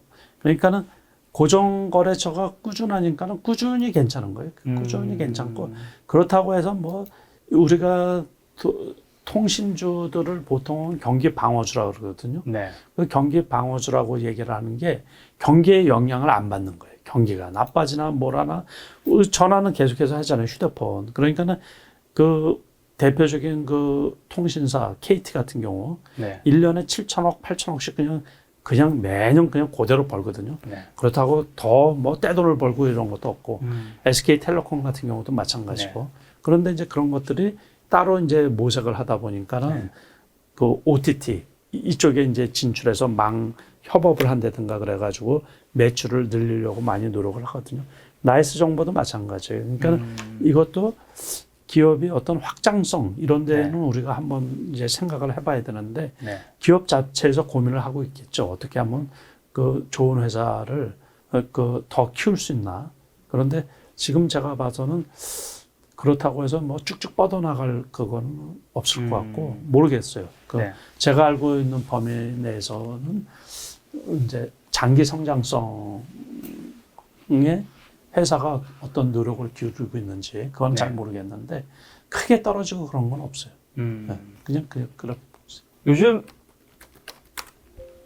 골프전. 대표님이 많이 치신다고 하시는 네. 골프는요? 골프전 돈. 그래프가 아주 뭐. 요번에 야. 이제 실적이 좋게 나오면서 급등을 한 거죠. 근데 거의 뭐 5배네. 되게 많이 올랐죠. 근데 골프전이 이제 골프전 자체에서 골프장을 운영을 하고 네. 있거든요. 네. 그 4개 회사인가 지금 제가 알고 있기로 옛날에 과거에. 그러니까 이거는 우리가 스크린 골프 있잖아요. 네. 그것도 물론 돈이 잘 되지만 이거는 2개를 다 갖고 있는 거예요. 그러니까 얼마 전에 한진중공업 홀딩스가 이게 상한가를 친 거예요. 네. 그런데 이제 한진중공업 홀딩스가 무슨 좋은 일이 있을까 고민을 해서 나중에 알고 보니까는 이거가 그 골프장을 운영하는 회사 회사더라고요. 한진중공홀딩스가요? 네, 그러니까 자회사 중에 골프장을 운영을 한대요. 그러니까 골프장에서 돈을 많이 벌어가지고 네. 그래서 이날 이게 상한가를 갔다 그러더라고요. 네. 이게 뉴스를 살펴보시면 그게 아마 있을 거예요. 그러니까 네. 검색해볼까요? 한진중공업 중공업 홀딩스 골프장 치면 되겠죠? 그거 보세요. 여기 있네. 한진중공업 홀딩스는 순수 지주회사로서 이때 뭐 종속회사는 골프장 산업, 그렇지. 요거 한일레저. 한일레저 뭐. 그러니까 저는 이제 기억하기를 그러니까 한일레저를 운영을 해서 지난해에 골프장 국내 골프장 네. 매출이 뭐 7조인가 그렇대요. 그러니까 골프장 지금도 마찬가지인데 골프장 부킹하기 되게 어렵거든요. 어떡하더라고요. 그리고 골프장 값도 되게 비싸졌어요. 네. 뭐 엄청 비싸요. 그러니까 뭐 퍼블릭 같은 경우도 그린피만 주말 같은 경우는 뭐 25만 원씩 하고 그래요. 야, 퍼블릭이 뭔가요? 퍼블릭하고 이제 회원제 골프장이 있고 네. 이제 비회원제 회원제는 이제 회원만 받는 거고 그러니까 회원권 값이 비싸니까 퍼블릭은 비회원제겠네요. 네, 그렇죠. 근데 이제 그 비회원제는 이제 대중 골프장이니까는 아무나 그냥 예약해서 갈 수가 있는데 네네. 그래서 이제 세금 혜택도 주고 그러는데 그 비회원인 이 퍼블릭 골프장이 엄청 가격을 비싸게 받는 거예요. 요즘에 이게 깝깝하고 그러잖아요. 치고 싶은 사람 많으니까. 갈 데가 없으니까 그냥 골프장은 야외고 그러니까는 그냥 이게 시원하고 좋잖아요. 그러니까 그냥 그 골프장 또 해외에 못 나가잖아요. 요즘에. 나가니까. 그러니까 그 골프장이 어떻게 보면 그래서 이날 상한가 간 이유가 네. 아까 우리가 검색한 것처럼 한일레저 그 운용사라 그래서 나 오죽하면 아니 이 운용사라 그래서 이렇게 갔느냐 네. 그건데 다시 돌아가서 제가 과거에 골프전이 이게 이제 골프장을 인수하기 전에 그때만 해도 400억대 영업이익인가 매출인가를 과거에 아주 옛날에 근데 뭐 이게 코로나 시대에 이게 대박이죠 대박. 그러니까 스크린 골프도 대박일 뿐만 아니라 네. 그 골프장도 그렇게 돈을 많이 벌 거니까는 네. 주식 가격이 올라가는 게 저게 당연한 거죠. 근데 이번에 실적이 반기 실적도 상당히 좋을 거로 이렇게 예상을 하거든요. 네. 그래서 지금 이제 그 뉴스로 인해 가지고 급등세를 이어가고 있네요, 진짜. 이거 너무 많이 오는 거 아닐까요, 이제? 너무 많이 올랐죠. 이제 어떻게? 모르겠어요. 근데 앞으로 당분간은 코로나가 만약에 내년 같은 경우 네. 코로나가 끝나고 이제 해외로 골퍼들이 해외 골프를 이제 만약에 골프로 이제 나가는 게 자유스럽다 그러면은 네. 국내 골프장이 조금 이제 영업에 타격을 조금 입지 않을까. 네. 이제 골퍼 입장에서는 좀 그래서 좀 싸게 치고 그러면 좋은데 그러면은 이것도 조금 영향을 받지 않을까. 근데 아직까지는 상당히 좋네요. 네. 그럴 때는 네. 빨리 팔 생각을 하면 안 돼요. 네. 그러면 그 손해니까. 한솔 케미칼은요? 어쨌든 케미칼이 네. 화학업종 아니에요. 그러니까 아까 말씀드린 것처럼 화학업종, 석유 화학업종들 그 수출이 되게 잘 된다 그랬잖아요. 네. 그래서 많이 올랐다가 이제 여기까지 떨어져 있는데 네. 그렇다고 해서 쭉 빠질 것 같지는 않거든요. 제가 네. 보기에. 이 회사도 좋은 회사 그러니까 네. 여기 신규 진입은 가능할 것 같고 네. 여기도 보면은 요거 보세요. 단기적으로 보면 역배열이죠. 네. 그러니까 세게 치고 올라가기는 좀 불편하죠. 그러니까 이렇게 해서 한참 동안 횡보하지 않을까 싶어요. 그 삼성전자처럼. 네. 내년에 대선이 있지 않습니까? 네. 대선 관련해서는 어느 쪽 섹터를 좋게 보시나요? 당연히 건설이겠죠. 뭐 건설주가 압도적으로 그렇겠죠. 네. 건설주 원래는 이제 경기를 활성화시키는데 네. SOC 사업을 그 유혹에서 벗어나기가 되게 어렵거든요. 그게 가시적으로 눈에 보이잖아요. 눈에 보이죠. 그러니까는 유권자들한테 말하기도 좋고. 그렇죠. 그래서 벌써 뭐 GTX 뭐 어디로 어떻게 연장을 하느니 뭐 하다 보니까는 네. 어느 쪽에 아파트 값이 뭐 급등을 한다고 뭐 그런 뉴스를 우리가 많이 접하잖아요. 그렇죠. 건설주들은 눈여겨봐야죠. 무조건. 그래서 벌써 이제 현대건설 이것도 많이 올라갔고 네. 특수건설 같은 경우도 많이 올랐다가 조금 조정 중이거든요. 네. 특수건설도 진짜로 많이 올랐다가 좀 그냥 건설주들은 끊임없이 이제 봐야 되고 특수건설 이거 원래 작년에 코로나 때 있잖아요. 3,000원대까지 떨어졌던 거예요. 제가 무조건 사라고 그랬던 건데 2,773원. 네. 제가 다 알고 있어요. 야. 그러니까 웬만한 종목은 언제 가격이 얼마였던지 제가 대부분 다 알고 있어요. 그러니까 거의 뭐 4배 정도 올랐네요. 근데 뭐 다른 종목들도 4배, 그렇죠. 5배 올라간 거 많으니까. 그런데 네. 이제 여기에서는 요번에 유상증자 있었나 보다. 그러고서 아마 지금도 조금 좀 불편한 가격인데 가격대는 제가 보기에 조금 더 빠지면 괜찮지 않을까 싶어요. 이격이 좀 있기 때문에. 여기에서 장대 폴더를 그리고서 조금 더 빠지면. 근데 아무튼 좋은 회사예요. 이거는 제가 옛날부터 좋은 회사라고 많이 이제 좋은 회사 그 기준이 있는데 네. 자본금은 작고 네. 그래도 이제 돈벌이는 꾸준한 회사. 또 시가총액 큰 걸로는 건설주에서는 현대건설, GS건설, DLENC가 있더라고요. DLENC도 좋죠. 네. GS건설. GS건설도 괜찮고. 그러니까 건설주들도 선반영된 부분도 있어요. 그렇죠. 이제 원래는 그 대선이 있어서 대선 테마주 이렇게 얘기를 하는데 뭐 인맥주 이런 얘기를 하는데 과거하고 이제 이번 대선하고 차이점이 있어요. 차이점이 있다 그러면 역대에 이제 과거에는 유력 대선 후보들이 있었거든요.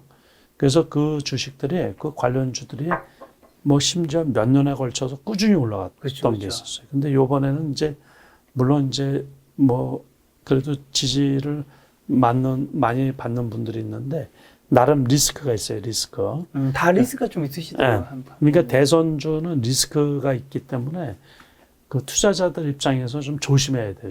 그래서 기존에 많이 올랐던 주식. 네. 다시 말해서 뭐 바닥권에서 지금 뭐 몇 배씩 올라왔던 주식들이 있거든요. 네. 그런 것들은 더 올라가기보다 오히려 그 악재가 나오면 급락할 가능성이 있어요. 그래서 신규 진입은 대단히 좀 조심하셔야 되고 보유하고 계신 분들도 그 리스크를 잘 살펴가지고 이걸 지속적으로 내가 홀딩해도 괜찮은가 그걸 보고서 이렇게 그 이제 보유하든지 매도하든지 그 타이밍을 정해야 돼요. 그러니까 단기 악재에 의해서 주가가 급등락을 하는 경우가 상당히 많이 있기 때문에 어떤 특정 종목을 제가 언급하기는 뭐하지만 아무튼 상당히 좀 조심을 하셔야 돼요. 그러니까 과거에 보면은 이제 유력 대선 후보가 중도에 사퇴하는 경우도 있잖아요. 그렇죠, 있죠. 그런 경우도 있고 또 이제 리스크 중에 하나가 뭐냐면 잘 올라가고 있다가 대주주가 물량을 매도하는 경우가 있어요. 그럼 그게 끝이거든요. 그냥. 그렇죠. 그러니까는 그런 리스크들을 항상 체킹을 하시고서 투자에 임하셔야지. 그래서 거기에서 염두에 두셔야 되는 게 뭐냐면 바닥이 얼마인데 몇 배 올라갔던 주식들 무조건 좀 조심하셔야 돼요. 그러니까 어떤 주식이든지. 그러니까 여러분들이 상식선에서 이렇게 우리가 투자를 하면은 그분이 요즘에 친인척이라든가 뭐 그 아는 사이라고 해가지고 그 회사에 어떤 특혜를 주면 안 되잖아요. 안 되죠, 안 되죠. 그렇죠. 그런데 그거를 기대하고서 그 관련 주식들이 올라가는 거거든요.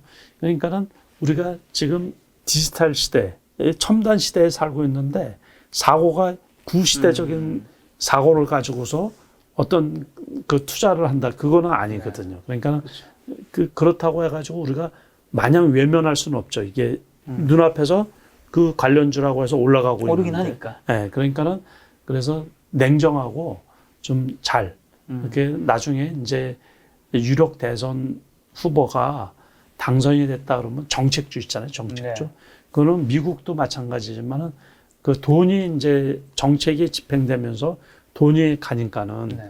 그러니까는 그래서 이제 투자의 팁이라고 할 수 있는 게 뭐냐면 여러 대선 후보들이 있는데 네. 공통적으로 강조할 게 뭔가, 공통적으로 정책에 집어넣을 게 뭔가, 그거를 이제 공부하시면은 그 관련 주식들은 올라갈 가능성이 있죠.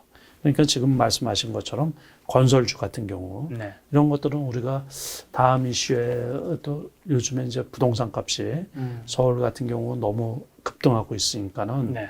그거를 어떻게든지 뭐 공급을 확대하든지 어떤 방안을 마련해야 될 거 아니에요. 그렇죠. 그러다 보니까는 아까 이제 살짝 보여줬던 그 한국가구라든가 네. NX라든가 네. 어쨌든 집을 새로 짓든가 뭐 하면은 가구들이 들어가야 될 거 아니에요. 그렇죠, 그렇죠. 그러니까 이제 그런 것들이 이제 수혜를 좀 받을 수도 있고 그래서 부동산 관련 어떤 정책이 나오지 않을까. 그러면 이제 그런 쪽에 우리가 한번 좀 네. 짚어봐야 되고 일자리라는 것은 늘 우리가 생각해야 되는 문제거든요. 네.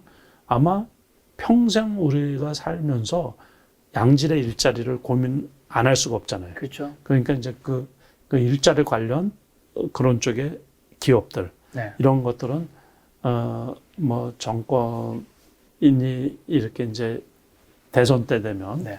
늘 나오는 이슈니까 그런 거 뭐 교육이라든가 저출산이라든가 뭐 이런 문제 네.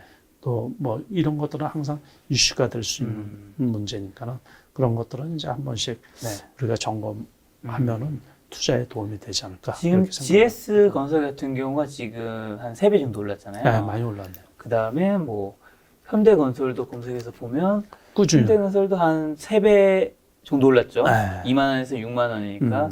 그 다음에 DLENC도 이제 검색을 하면 거의 뭐 한 이거는 이것도 역시 회사가 네. 그 분할되든가 그러면서 네. 이렇게 나아서 그럴 거예요. 어쨌든 DLENC도 이제 이게 또 꾸준히 올랐잖아요. 올랐죠. 네. 어쨌든 건설 섹터 지금 다 이미 좀 많이 올랐는데 네. 내년 대선에서 공약이든 그 다음에 건설 붐이 당연히 일어날 수밖에 없고 네. 공급을 해야 되니까 네. 이 상태에서 전체적으로 더 오른다고 보세요? 아니면 지금 이미 그게 다 반영된 건가요? 웬만큼 추가적으로도 오를 수 있고 그러니까 네. 신규 진입하기는 좀 불편하죠. 그렇죠? 그러니까 이게 좀 어렵더라고요. 왜냐면 네. 많은 분들이 아, 현재 그거는- 건설 그거는 늘 같은 네. 문제예요. 그러니까 지난번에 제가 나와서 네. 말씀드렸던 게 현대 미포조선이었거든요. 네. 그때 여기에서 고민을 했거든요. 그때 맞잖아요. 그 나왔을 때가 요때잖아요. 그러니까 여기에서 조금 떨어졌는데 재상승할 거냐 사냐 마냐. 그러니까는 여기에서 진입은 하는데 여기를 양봉을 벗기면은 그냥 갖고 있어 보고 이게 꺾이면은 그냥 무조건 팔아라 그랬거든요. 그러니까 주식이라는 게 항상 그런 거예요. 그러니까는 애매한 타이밍이 있잖아요. HMM도 마찬가지거든요. 네. 그런데 이것도 이제 조금 더 추가하면 여기서는 더 안 떨어지네요. 그죠? 네. 여기서 더 안 떨어지면 8만 원 초반은 괜찮은가 보다.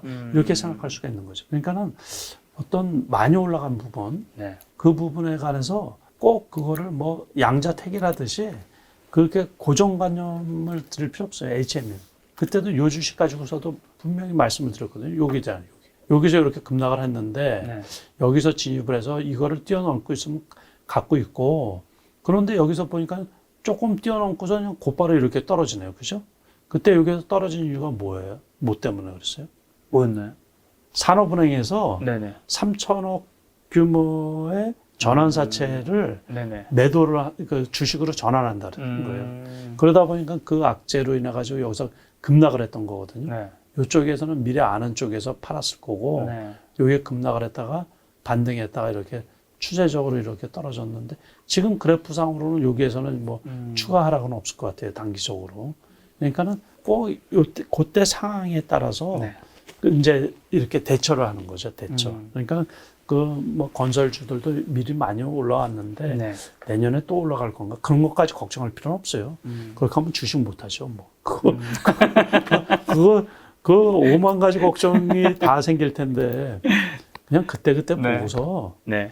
그러니까 꼭 내가 장기 투자가 뭐 최고다 단기 투자가 최고다 그것도 네. 그게 아니고 작년 같은 데에 단기 따먹게 하려고 그러면 큰 돈을 못 벌죠. 그러니까 그럴 때는 시장을 이렇게 보고서 장기로 갖고 가고 네. 만약에 많이 올랐다 싶으면 일정 부분 조금만 팔고 네. 끝을 보고서 이제 다 팔든가 이렇게 해야지 큰 돈을 벌 수 있는 거고 네. 올해 같은 경우는 무슨 장기 투자가 작년에 장기 투자를 해서 돈 벌었다는 사람이 올해 같은 경우 장기 투자를 해서 돈 벌겠어요. 그러니까 그게 아니거든요. 그러니까 시장에 맞춰가지고 올해는 이쪽에서 조금 벌면 이제 팔고 저쪽에서 조금 벌면 팔고 그래서 모아야지 이제 20-30% 수익이라도 나고 그런 거거든요. 네. 패드에서도 얼마 전에 연준에서도 얘기했던 이제 2023년 전에 금리 인상할 수 그렇죠. 있다. 관련주인 이제 은행 섹터들, 예. KB금융. 그러니까 이제 이것도 벌써 네. 그 금리 인상, 인플레이션 일어나고 막 그랬을 때가 연초에 원재료값 급등하고 그랬잖아요. 그때가 이때란 말이에요, 이때. 네. 이때니까 벌써 금리 인상 할 것 같으니까는 이제 여기서 또 움직인 거예요, 벌써. 그러고서 출렁출렁해서 여기서부터 여기까지 이 무거운 게 얼마나 많이 올라간 거예요. 그런데 이제 보니까는 당장 금리 인상 할 것도 없고 그러다 보니까 다시 또 떨어진 거예요. 시장 네. 상황이 그때마다 바뀌는 거예요. 그죠? 그러니까는 여기 혹시 더 떨어져서 여기 정도 되면 이제 사도 되는 거죠. 그러니까는 그렇게 보니까 유연성이 제일 중요한 것 같죠. 그렇죠. 그러니까 고정관념을 버리라는 얘기. 그래서 항상 오픈된 사고, 그게 주식 투자에서 성공할 수 있는 덕목 중에 하나예요. 오픈된 사고. 유연한 사고력. 자, 그럼 대표님은 올해 상반기 주식장 다 끝났잖아요. 상반기 때 주식으로 돈을 버셨죠?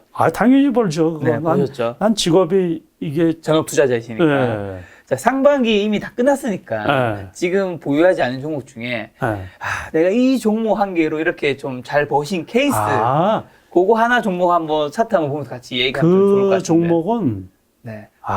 근데 그게 아쉬운 게 이제 제가 뭔가요? 올해 6월 달에 지났잖아요. 6월. 네. 6개월이. 네. 1, 2월 달에 수익이 좀 컸었고 네.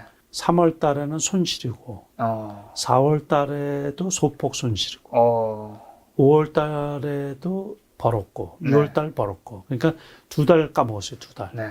그런데 1, 2월 달에 크게 본 거는 지수가 좋아서 버는 거예요. 그때 이제 급등하고 그랬으니까 역시 대형주로 수익이 났던 거고 3월 달에는 지수가 출렁거리고 급락하면서 역시 대형주로 까먹은 거. 그리고 이제 4월 달에는 3주째, 4주째 개별 종목, 스몰 캡으로 해서 손실이 꽤 났던 거예요. 그래서 4월 달에 마이너스였고 5월 달, 6월 달에는 돈을 버는 게 전부 다 개별주로 버는 거예요. 그러니까 개별주 한 개. 개별주는 그런데 이제. 아쉬운 게 제가 선수잖아요, 선수. 그러니까 너무 빨리 움직이는 거예요. 그러니까 개별주로는 뭐 돈 번 종목 되게 많아요. 그래서 뭐 종목 이름 얘기해 주세요. 선익 시스템, 선익. 선익 시스템. 아까 봤던 거 이런 것들도 이런 거 가지고서 여기에서 벌고 자, 여기에서도 벌고. 본 게 중요하지만 일단 대표님 이 회사 왜 사셨죠 그 당시에? 이건 메타버스 그 뉴스 나오고 메타버스 관련된 걸 대정주 뉴스. 그러니까 이제 이게 단기 매매할 때 제가 다음에 기회가 되면은 이제 그 단기 매매할 때 하는 방법을 이렇게 한번 알려드리는데 이렇게 이제 중간에 이 단기 매매는 움직이지 않는 종목을 가지고 하면 수익이 안 나요. 그렇죠. 그래서 움직이는 종목을 뭐 때문에 움직이는지 빨리 뉴스로 캐치해야 되거든요. 움직인다는 거래량 말씀하시는 거죠? 아니요. 상승하는 거. 올라가면 거래량은 당연히 따라 올라가거든요. 그렇기 때문에 안 올라가는데 거래량이 늘고 이런 경우는 자전거래라고 있는데 네. 그 경우 외에는 없어요, 거의. 그러니까는 그리고 이제 주가가 많이 떨어져서 더 이상 팔려는 의지가 없을 때 있죠. 그럴 때는 이제 거래량이 감소하는 거예요.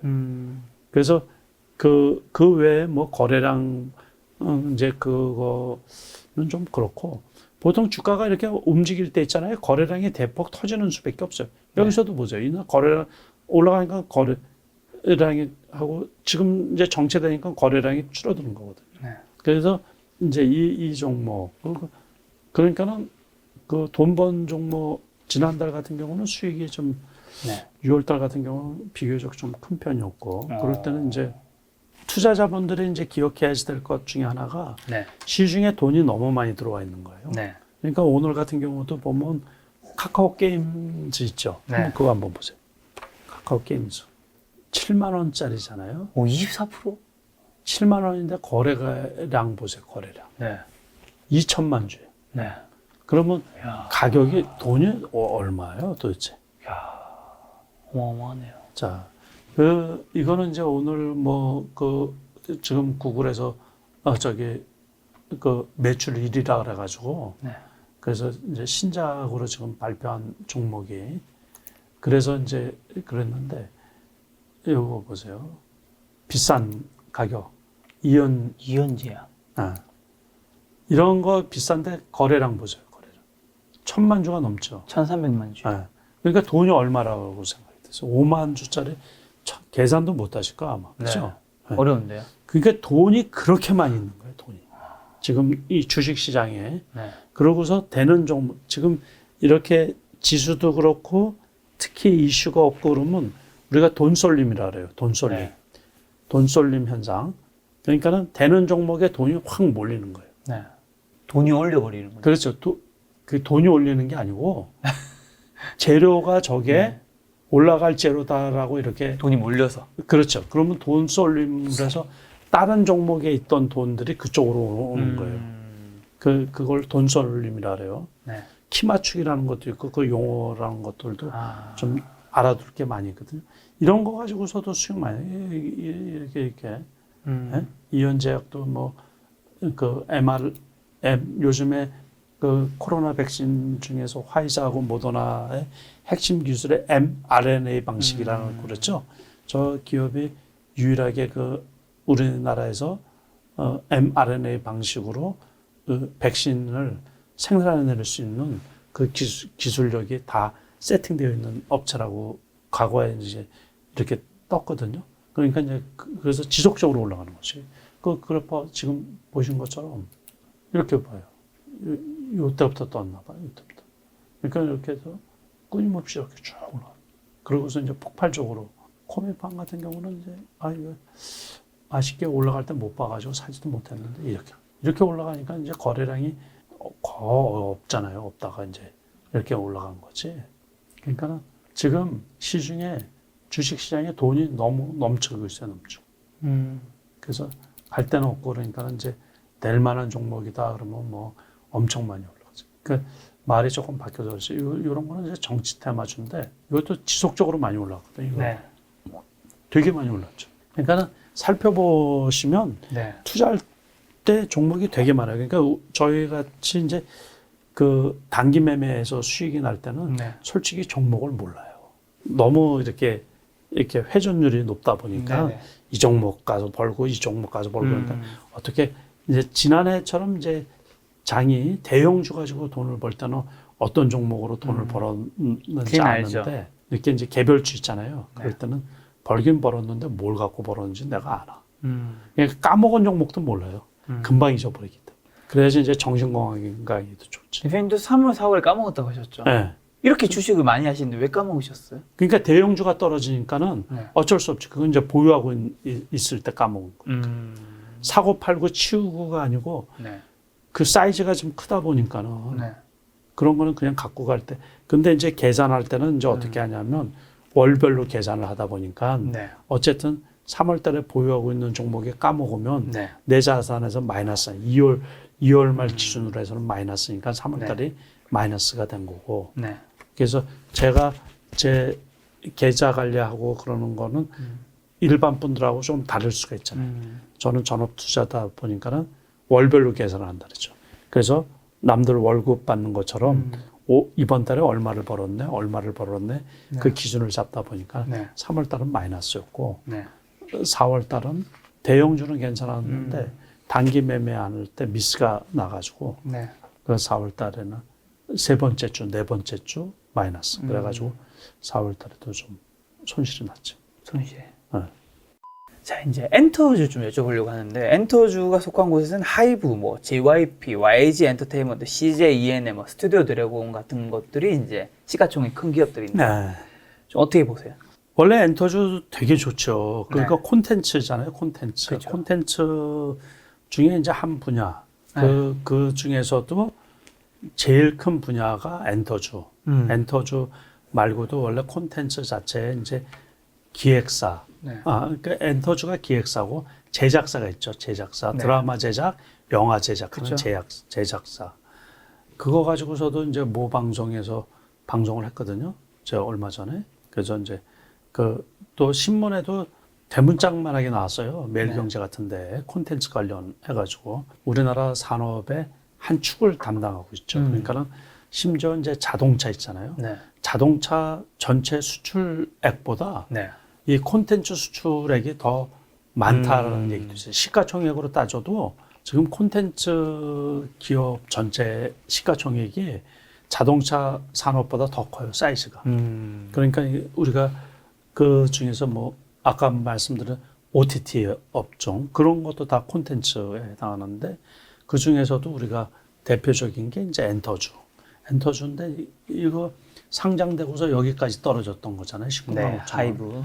네, 하이브 옛날에 빅히터 엔터 그 빅히터 엔터 뭐 BTS 다 아시다시피 그런데 여기에서 이렇게 올라가다가 여기까지 이제 올라갔는데 여기서부터 본격적으로 올라간 거 조금 늦게 올라간 거예요. 원래 5월 달부터 올라간 게 이제 그 SM 요거 SM 한번 쳐볼까요? 네. 이게 여기서부터 제가 다 알고 있어요. 안 보는 것 같아도 다 보고 있죠. SM 많이 5월 올랐어요. 초부터 엄청 많이 올랐죠. 이 SM이 이제 도화선이 돼가지고 그 다음에 JYP라든가 JYP, 뭐 YG 뭐 다 올라간 거죠. 지금 그 다음에 하이브도 다 올라갔는데 요 원래 단기적으로요. 이날 누군가 올렸죠. 네. 이날 누군가 여기 대량 거래가 터지면서 네. 요 전에 비하면 이거 안 보인다 그렇지. 네. 요거에 비해서 이쪽에서 보면 거래량이 없이 횡보한 거 아니에요. 네. 그러다가 단기적인 거 여기에서 딱 이렇게 가까운 쪽에서 매수를 칵 질러댄 거야. 아는 사람이. 아는 사람. 이건 아는 사람일 수밖에 없겠죠. 그렇죠. 뭐 모두가 공정하게 하진 않을 테니까. 여기서 누군가가 지르면서 올라가니까 거래량이 터졌는데 후속 매수가 안 나오니까는 몰랐던 거야, 사람들이. 그래서 3, 4일 딱 하고서 이날에 딱 선 거야. 그러면 쫙 보면 요거 전에는 어떤 현재예요? 제가 책에서 N자. 누차가 그렇지. 이제 네. 조금 이제 아시네. 역시 자꾸 공부를 이렇게 하다 보니까 작곡가 아니고 선생님. 네. 작가요. 아니 제가 음악가는 아니니까. 아니 여러 번 그죠. 자꾸 아, 자꾸. 여러 번 이제 듣다 보니까 이제 어느 정도 이렇게 수준이 이제 조금 선생님 N자형은 좀 좋아하시는 것 같더라고요. 아니 이 패턴이 제일 쉬우니까 여기 보니까 N자형이잖아요. 네네. 그러니까 이때 아는 사람은 무조건 사면 이게 대박인 거죠. 올라간 게 없이 다 떨어졌죠. 그래서 여기서부터 이제 올라가기 시작한 건데 이때 한 이 정도 올라왔을 때 이제 나온 거예요. 뭐가 나왔냐면 여기 정도 왔을 때인가? 요때쯤 왔을 때 이제 네이버 카카오에서 네. 대주주 물량을 인수하려고 그런다. 그러다 보니까는 이제 지속적으로 올라간 거죠. 네. 그래서 제가 여기 때도 말씀드렸어요. 그러니까 많이 올라왔는데 아직 인수 협상이 끝나지가 않은 거니까는 추가적인 상승이 있을 거라고. 그러고서 어디 쪽에서든지 인수했다 그러면 이제 떨어지겠죠. 그렇게 보시면 되는 거고. 그런데 요즘에 엔터주들이 일종의 이제 플랫폼도 같이 겸해서 하거든요. 네. 그러니까 여러 가지를 많이 하는 거예요. 네. 하이브 같은 경우도 BTS 네. 친구들하고 1대1 그 메신저를 할 수가 있게 네. 상품화 시켰다 그러더라고요. 네. 가입해가지고 하면. 그러니까는 이제 매출이 안정적으로 늘어날 수 있는 방법을 이 기획사에서 다 조정을 하는 거예요. 그러면서 이제 하이브 같은 경우도 급등을 했던 거고. 네. 여기에서 이제 저기 스탁 옵션을 행사한다 그랬죠. 네. 그러면서 이제 주가가 이제 떨어진 거죠. 그런데 여기 떨어지고서 21선에 걸리면서 이렇게 조금씩 회복되는 게 이게 추가적으로 하락할 것 같지는 않고 이제 또 어느 정도 유상증자 권리락 되면서 요 날에 유상증자 권리락이었나 보죠. 그러면서 이렇게 요때 이제 개파락을 한 거죠. 개파락. 네. 그랬는데 그런 게 이제 아까 말씀드린 것처럼 이제 악재죠. 예, 투자자들 누구도 예상하지 못했던 유상증자 발표를 안 되든가, 뭐 이런저런 말이 나온다든가, 또는 스탁옵션 행사를 한다든가, 뭐 또는 CB 전환된 물량이 나온다든가, 뭐 이러면 이제 벼랑간 여기에서 사신 분들 입장에서는 큰 손해인 거죠. 이렇게. 그렇지만 이제 회사 자체가 지속적으로 이렇게 가니까는 그래서 엔터주들이 과거에는 리스크가 여러 가지가 있었어요. 네. 그러니까 이제 대표적인 게 그 소속되어 있는 그 연예기획사의 멤버가 네. 뭐 이제 바뀐다든가 네. 또는 이제 출연한 후속 그 작품을 발표했는데 인기가 없다든가 그렇죠, 그렇죠. 그러면 이제 주식 가격이 흐지부지 된다든가 뭐 이렇게 해서 했는데 그러니까 개인에 대한 멤버나 개인에 대한 그 의존도가 되게 컸었죠. 네. 그게 상당한 리스크였는데 요즘에는 각 그 기획사들이 그런 거를 리스크를 이제 해소하려고 그래서 이제 플랫폼화 시키는 부분들이 많이 있죠. 그래서 엔터주들은 지속적으로 우리가 좀 살펴보고 이렇게 관심을 가져야 되는 부분 중에 하나다 이렇게 보고 있죠. 네. 알겠습니다. 자, 이제 오늘 이제 2시간 정도 인터뷰 이제 마치면서 질문 한 2가지만 드리고 끝내려고 하는데요. 최근에 기사를 보니까 100억 원 이상 보유한 슈퍼리치와 이제 그 밑에 이제 개인 투자 수익률 차이가 좀 나더라고요. 그게 이제 미래에셋증권에서 지난 1년간 고객 수익률을 이제 본 건데 1,000만 원에서 1억 원 사이가 23.8% 수익률을 하셨더라고요. 1억 원 이상이 26.5%, 그다음에 100억 원 이상이 48.9%. 거의 뭐 1,000만에서 1억 원 가지신 분과 100억 원 이상 가지신 분이 2배 정도 차이가 나는 거죠. 네. 그거는 이제 왜 그럴까요? 그 기준이 작년 5월부터 해서 올 5월까지잖아요. 그렇죠. 그러니까 이제 그게 두 가지예요. 하나는 뭐냐면 네. 여윳돈이 있는 분들은 어떤 주식을 사겠어요? 뭐 안전한 주식을 그렇죠. 대형주 안전한 주식을 사는 거예요. 그렇죠. 그러니까 작년에 5월 달이나 네. 4월 달에 진입하신 분들은 네. 대형주 안전한 주식을 샀는데 작년에는 그게 올 1, 2월 달까지 그게 많이 갔잖아요. 그렇죠. 그리고 그분들은 올해는 별로 실적이 그렇게 좋지가 않은데 작년 5월부터 올해 5월 달까지다 보니까는 뭐 아시다시피 LG화학, 뭐 삼성 SDI, 삼성전자, 뭐 카카오 네이버, 작년에 얼마나 많이 올랐어요. 100억 이상 분들이 가장 많이 가지고 있는 종목 탑이 국내 주식에서는 SKI 테크놀로지, 삼성 SKI는 삼성물산 현대자동차. 당연하죠. 그러니까는 이제 SKI 테크놀로지가 이제 상장된 지가 얼마 안 되니까는 그거야 뭐 최근에 구매를 한 경우고 나머지 삼성전자 같은 경우, SK 하이닉스 같은 경우 작년에 다 많이 올랐잖아요. 그리고 삼성물산도 그렇고 현대차도 그렇고 그러니까는 그럴 수밖에 없고 이제 해외 주식으로는 뭐 애플이나 마이크로소프트나 엔비디아가 또 최근에 얼마나 많이 올랐어요. 지금 800불 찍었다고 그렇죠. 해가지고 배당 나왔다고 오늘 카톡에 왔던데.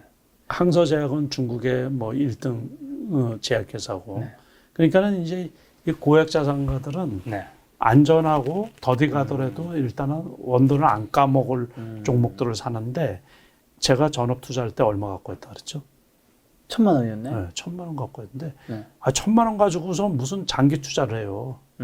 그러다 보니까는 이제 개별주주를 하다 보니까는 네. 오히려 많이 그- 깨진다. 그러니까 많이 깨지는 것보다 시세를 타고서 주식이 올라갈 때는 시세 차익을 따먹으려고 그러면 오히려 많이 못 벌어요, 수익이.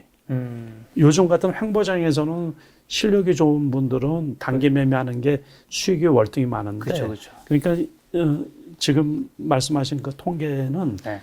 장의 영향을 제일 많이 받아서 그런 거죠. 네. 이 투자자분들의 실력도 있겠지만 그거보다 장이다. 그거보다 그렇죠. 장의 영향. 실력은 장이 좋을 때 발휘가 되는 거고 장이 나쁠 때에 원래 이제 실력이 나오는 거죠. 원래 네. 그럴 때. 그러면 그게 이제 미래에셋증권에서 지금 네. 계좌를 했는 게 2020년 5월부터 네. 올해 5월까지인 거잖아요. 그렇죠. 이만큼 올랐잖아요. 네. 그럼 만약 그러니까. 이런 장이 아니고 네.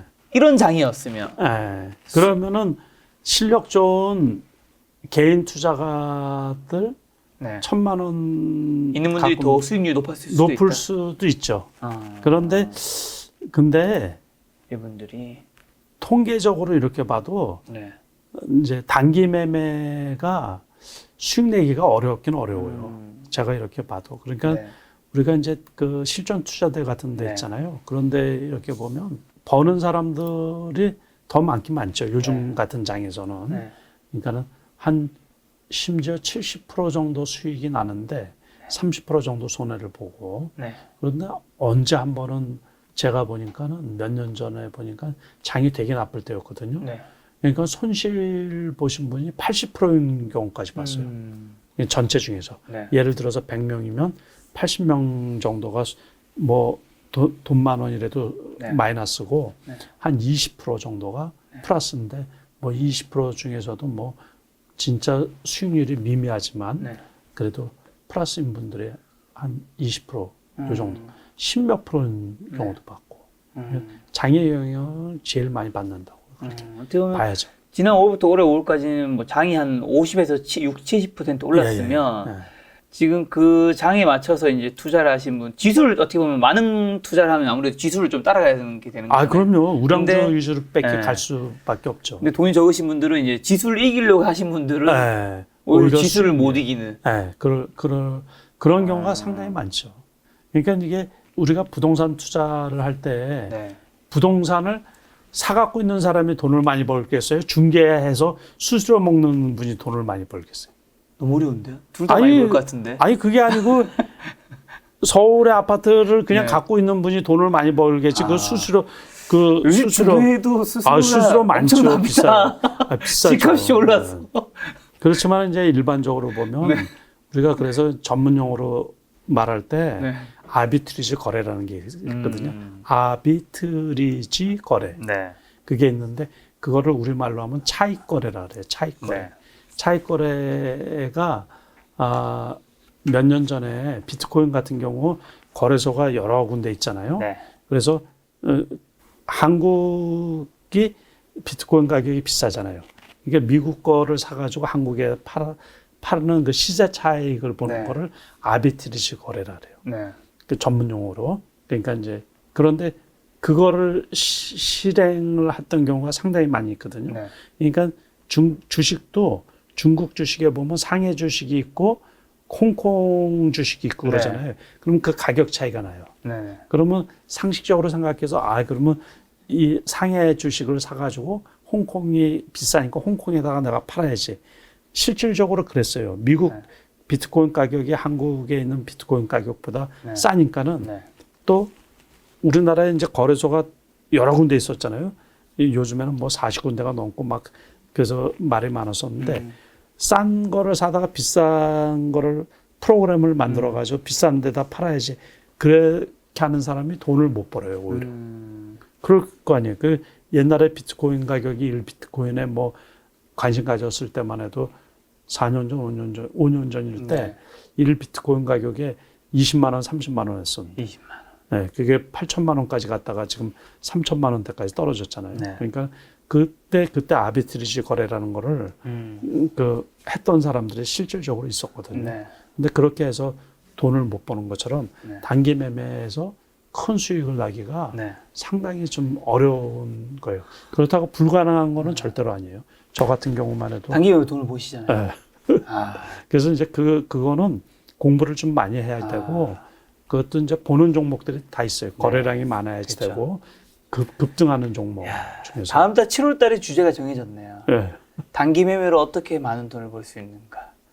그거는 얘기하기는 말씀드리기는 어렵고, 네. 단기 매매 할 때 그 포인트 같은 거, 네. 만약에 기회가 되면, 너무 좋습니다. 그런 거는 제가 한번 말씀을 드릴 수 있으면 알겠습니다. 말씀을 드리도록 마지막 질문 하죠. 드리겠습니다. 이제 그 하반기가 시작됐잖아요. 하반기 개인 투자자분들 뭐 어떤 전략으로 어떻게 좀 대응하셨으면 좋겠는지. 그러니까는 일단은 잃지 벌려고 우리가 애를 쓰지만은 네.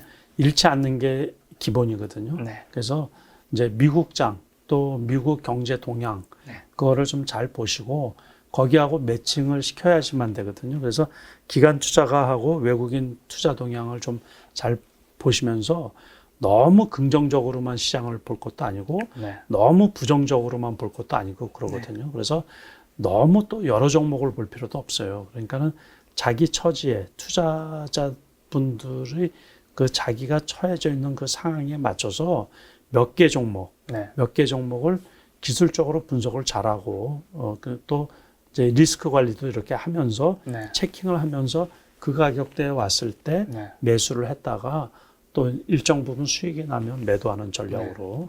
그러니까 너무 긍정적으로 봐서 뭐 주식 가격이 계속 오를 거라든가 아무리 좋은 종목이 있더라고 하더라도 그리고 시장에서 소외된 종목을 볼 게 아니고 네. 그게 비록 이제 대선 테마주라고 하더라도 정치 테마주라고 하더라도 리스크가 있지만은 네. 이제 어떤 눌림목을 준다든가 네. 그럴 때 이제 투자를 좀 하면 네. 수익이 나지 않을까 이렇게 생각을 하거든요. 그러니까 네. 늘 조심스럽게 늘 조심해서 그 공부하시면서 하시면 큰 욕심보다 일단은 뭐 이제 5% 10%라도 수익을 내가 가져가야지 되겠다. 네. 그런 마음 가지고서 투자에 임하시면 큰 손해는 없지 않을까. 이렇게, 알겠습니다. 생각을 합니다. 많은 개인 투자자분들의 계좌가 뭐 마이너스보다는 조금이라도 플러스. 예. 플러스가 복리가 되면 또 굉장히 커지는 그렇죠. 거니까요. 그럼요. 그래서 2021년 투자 수익이 좀 좋으셔서 조금이라도 더 부자가 되는 한 해가 되었으면 좋겠습니다. 그렇죠. 오늘 만난 손님은 전업투자자 남석가님이었습니다. 지금까지 여러분 소중한 시간 함께해 주셔서 정말 감사합니다. 오늘도 김 작가였습니다. 고생 많으셨습니다. 예, 감사합니다.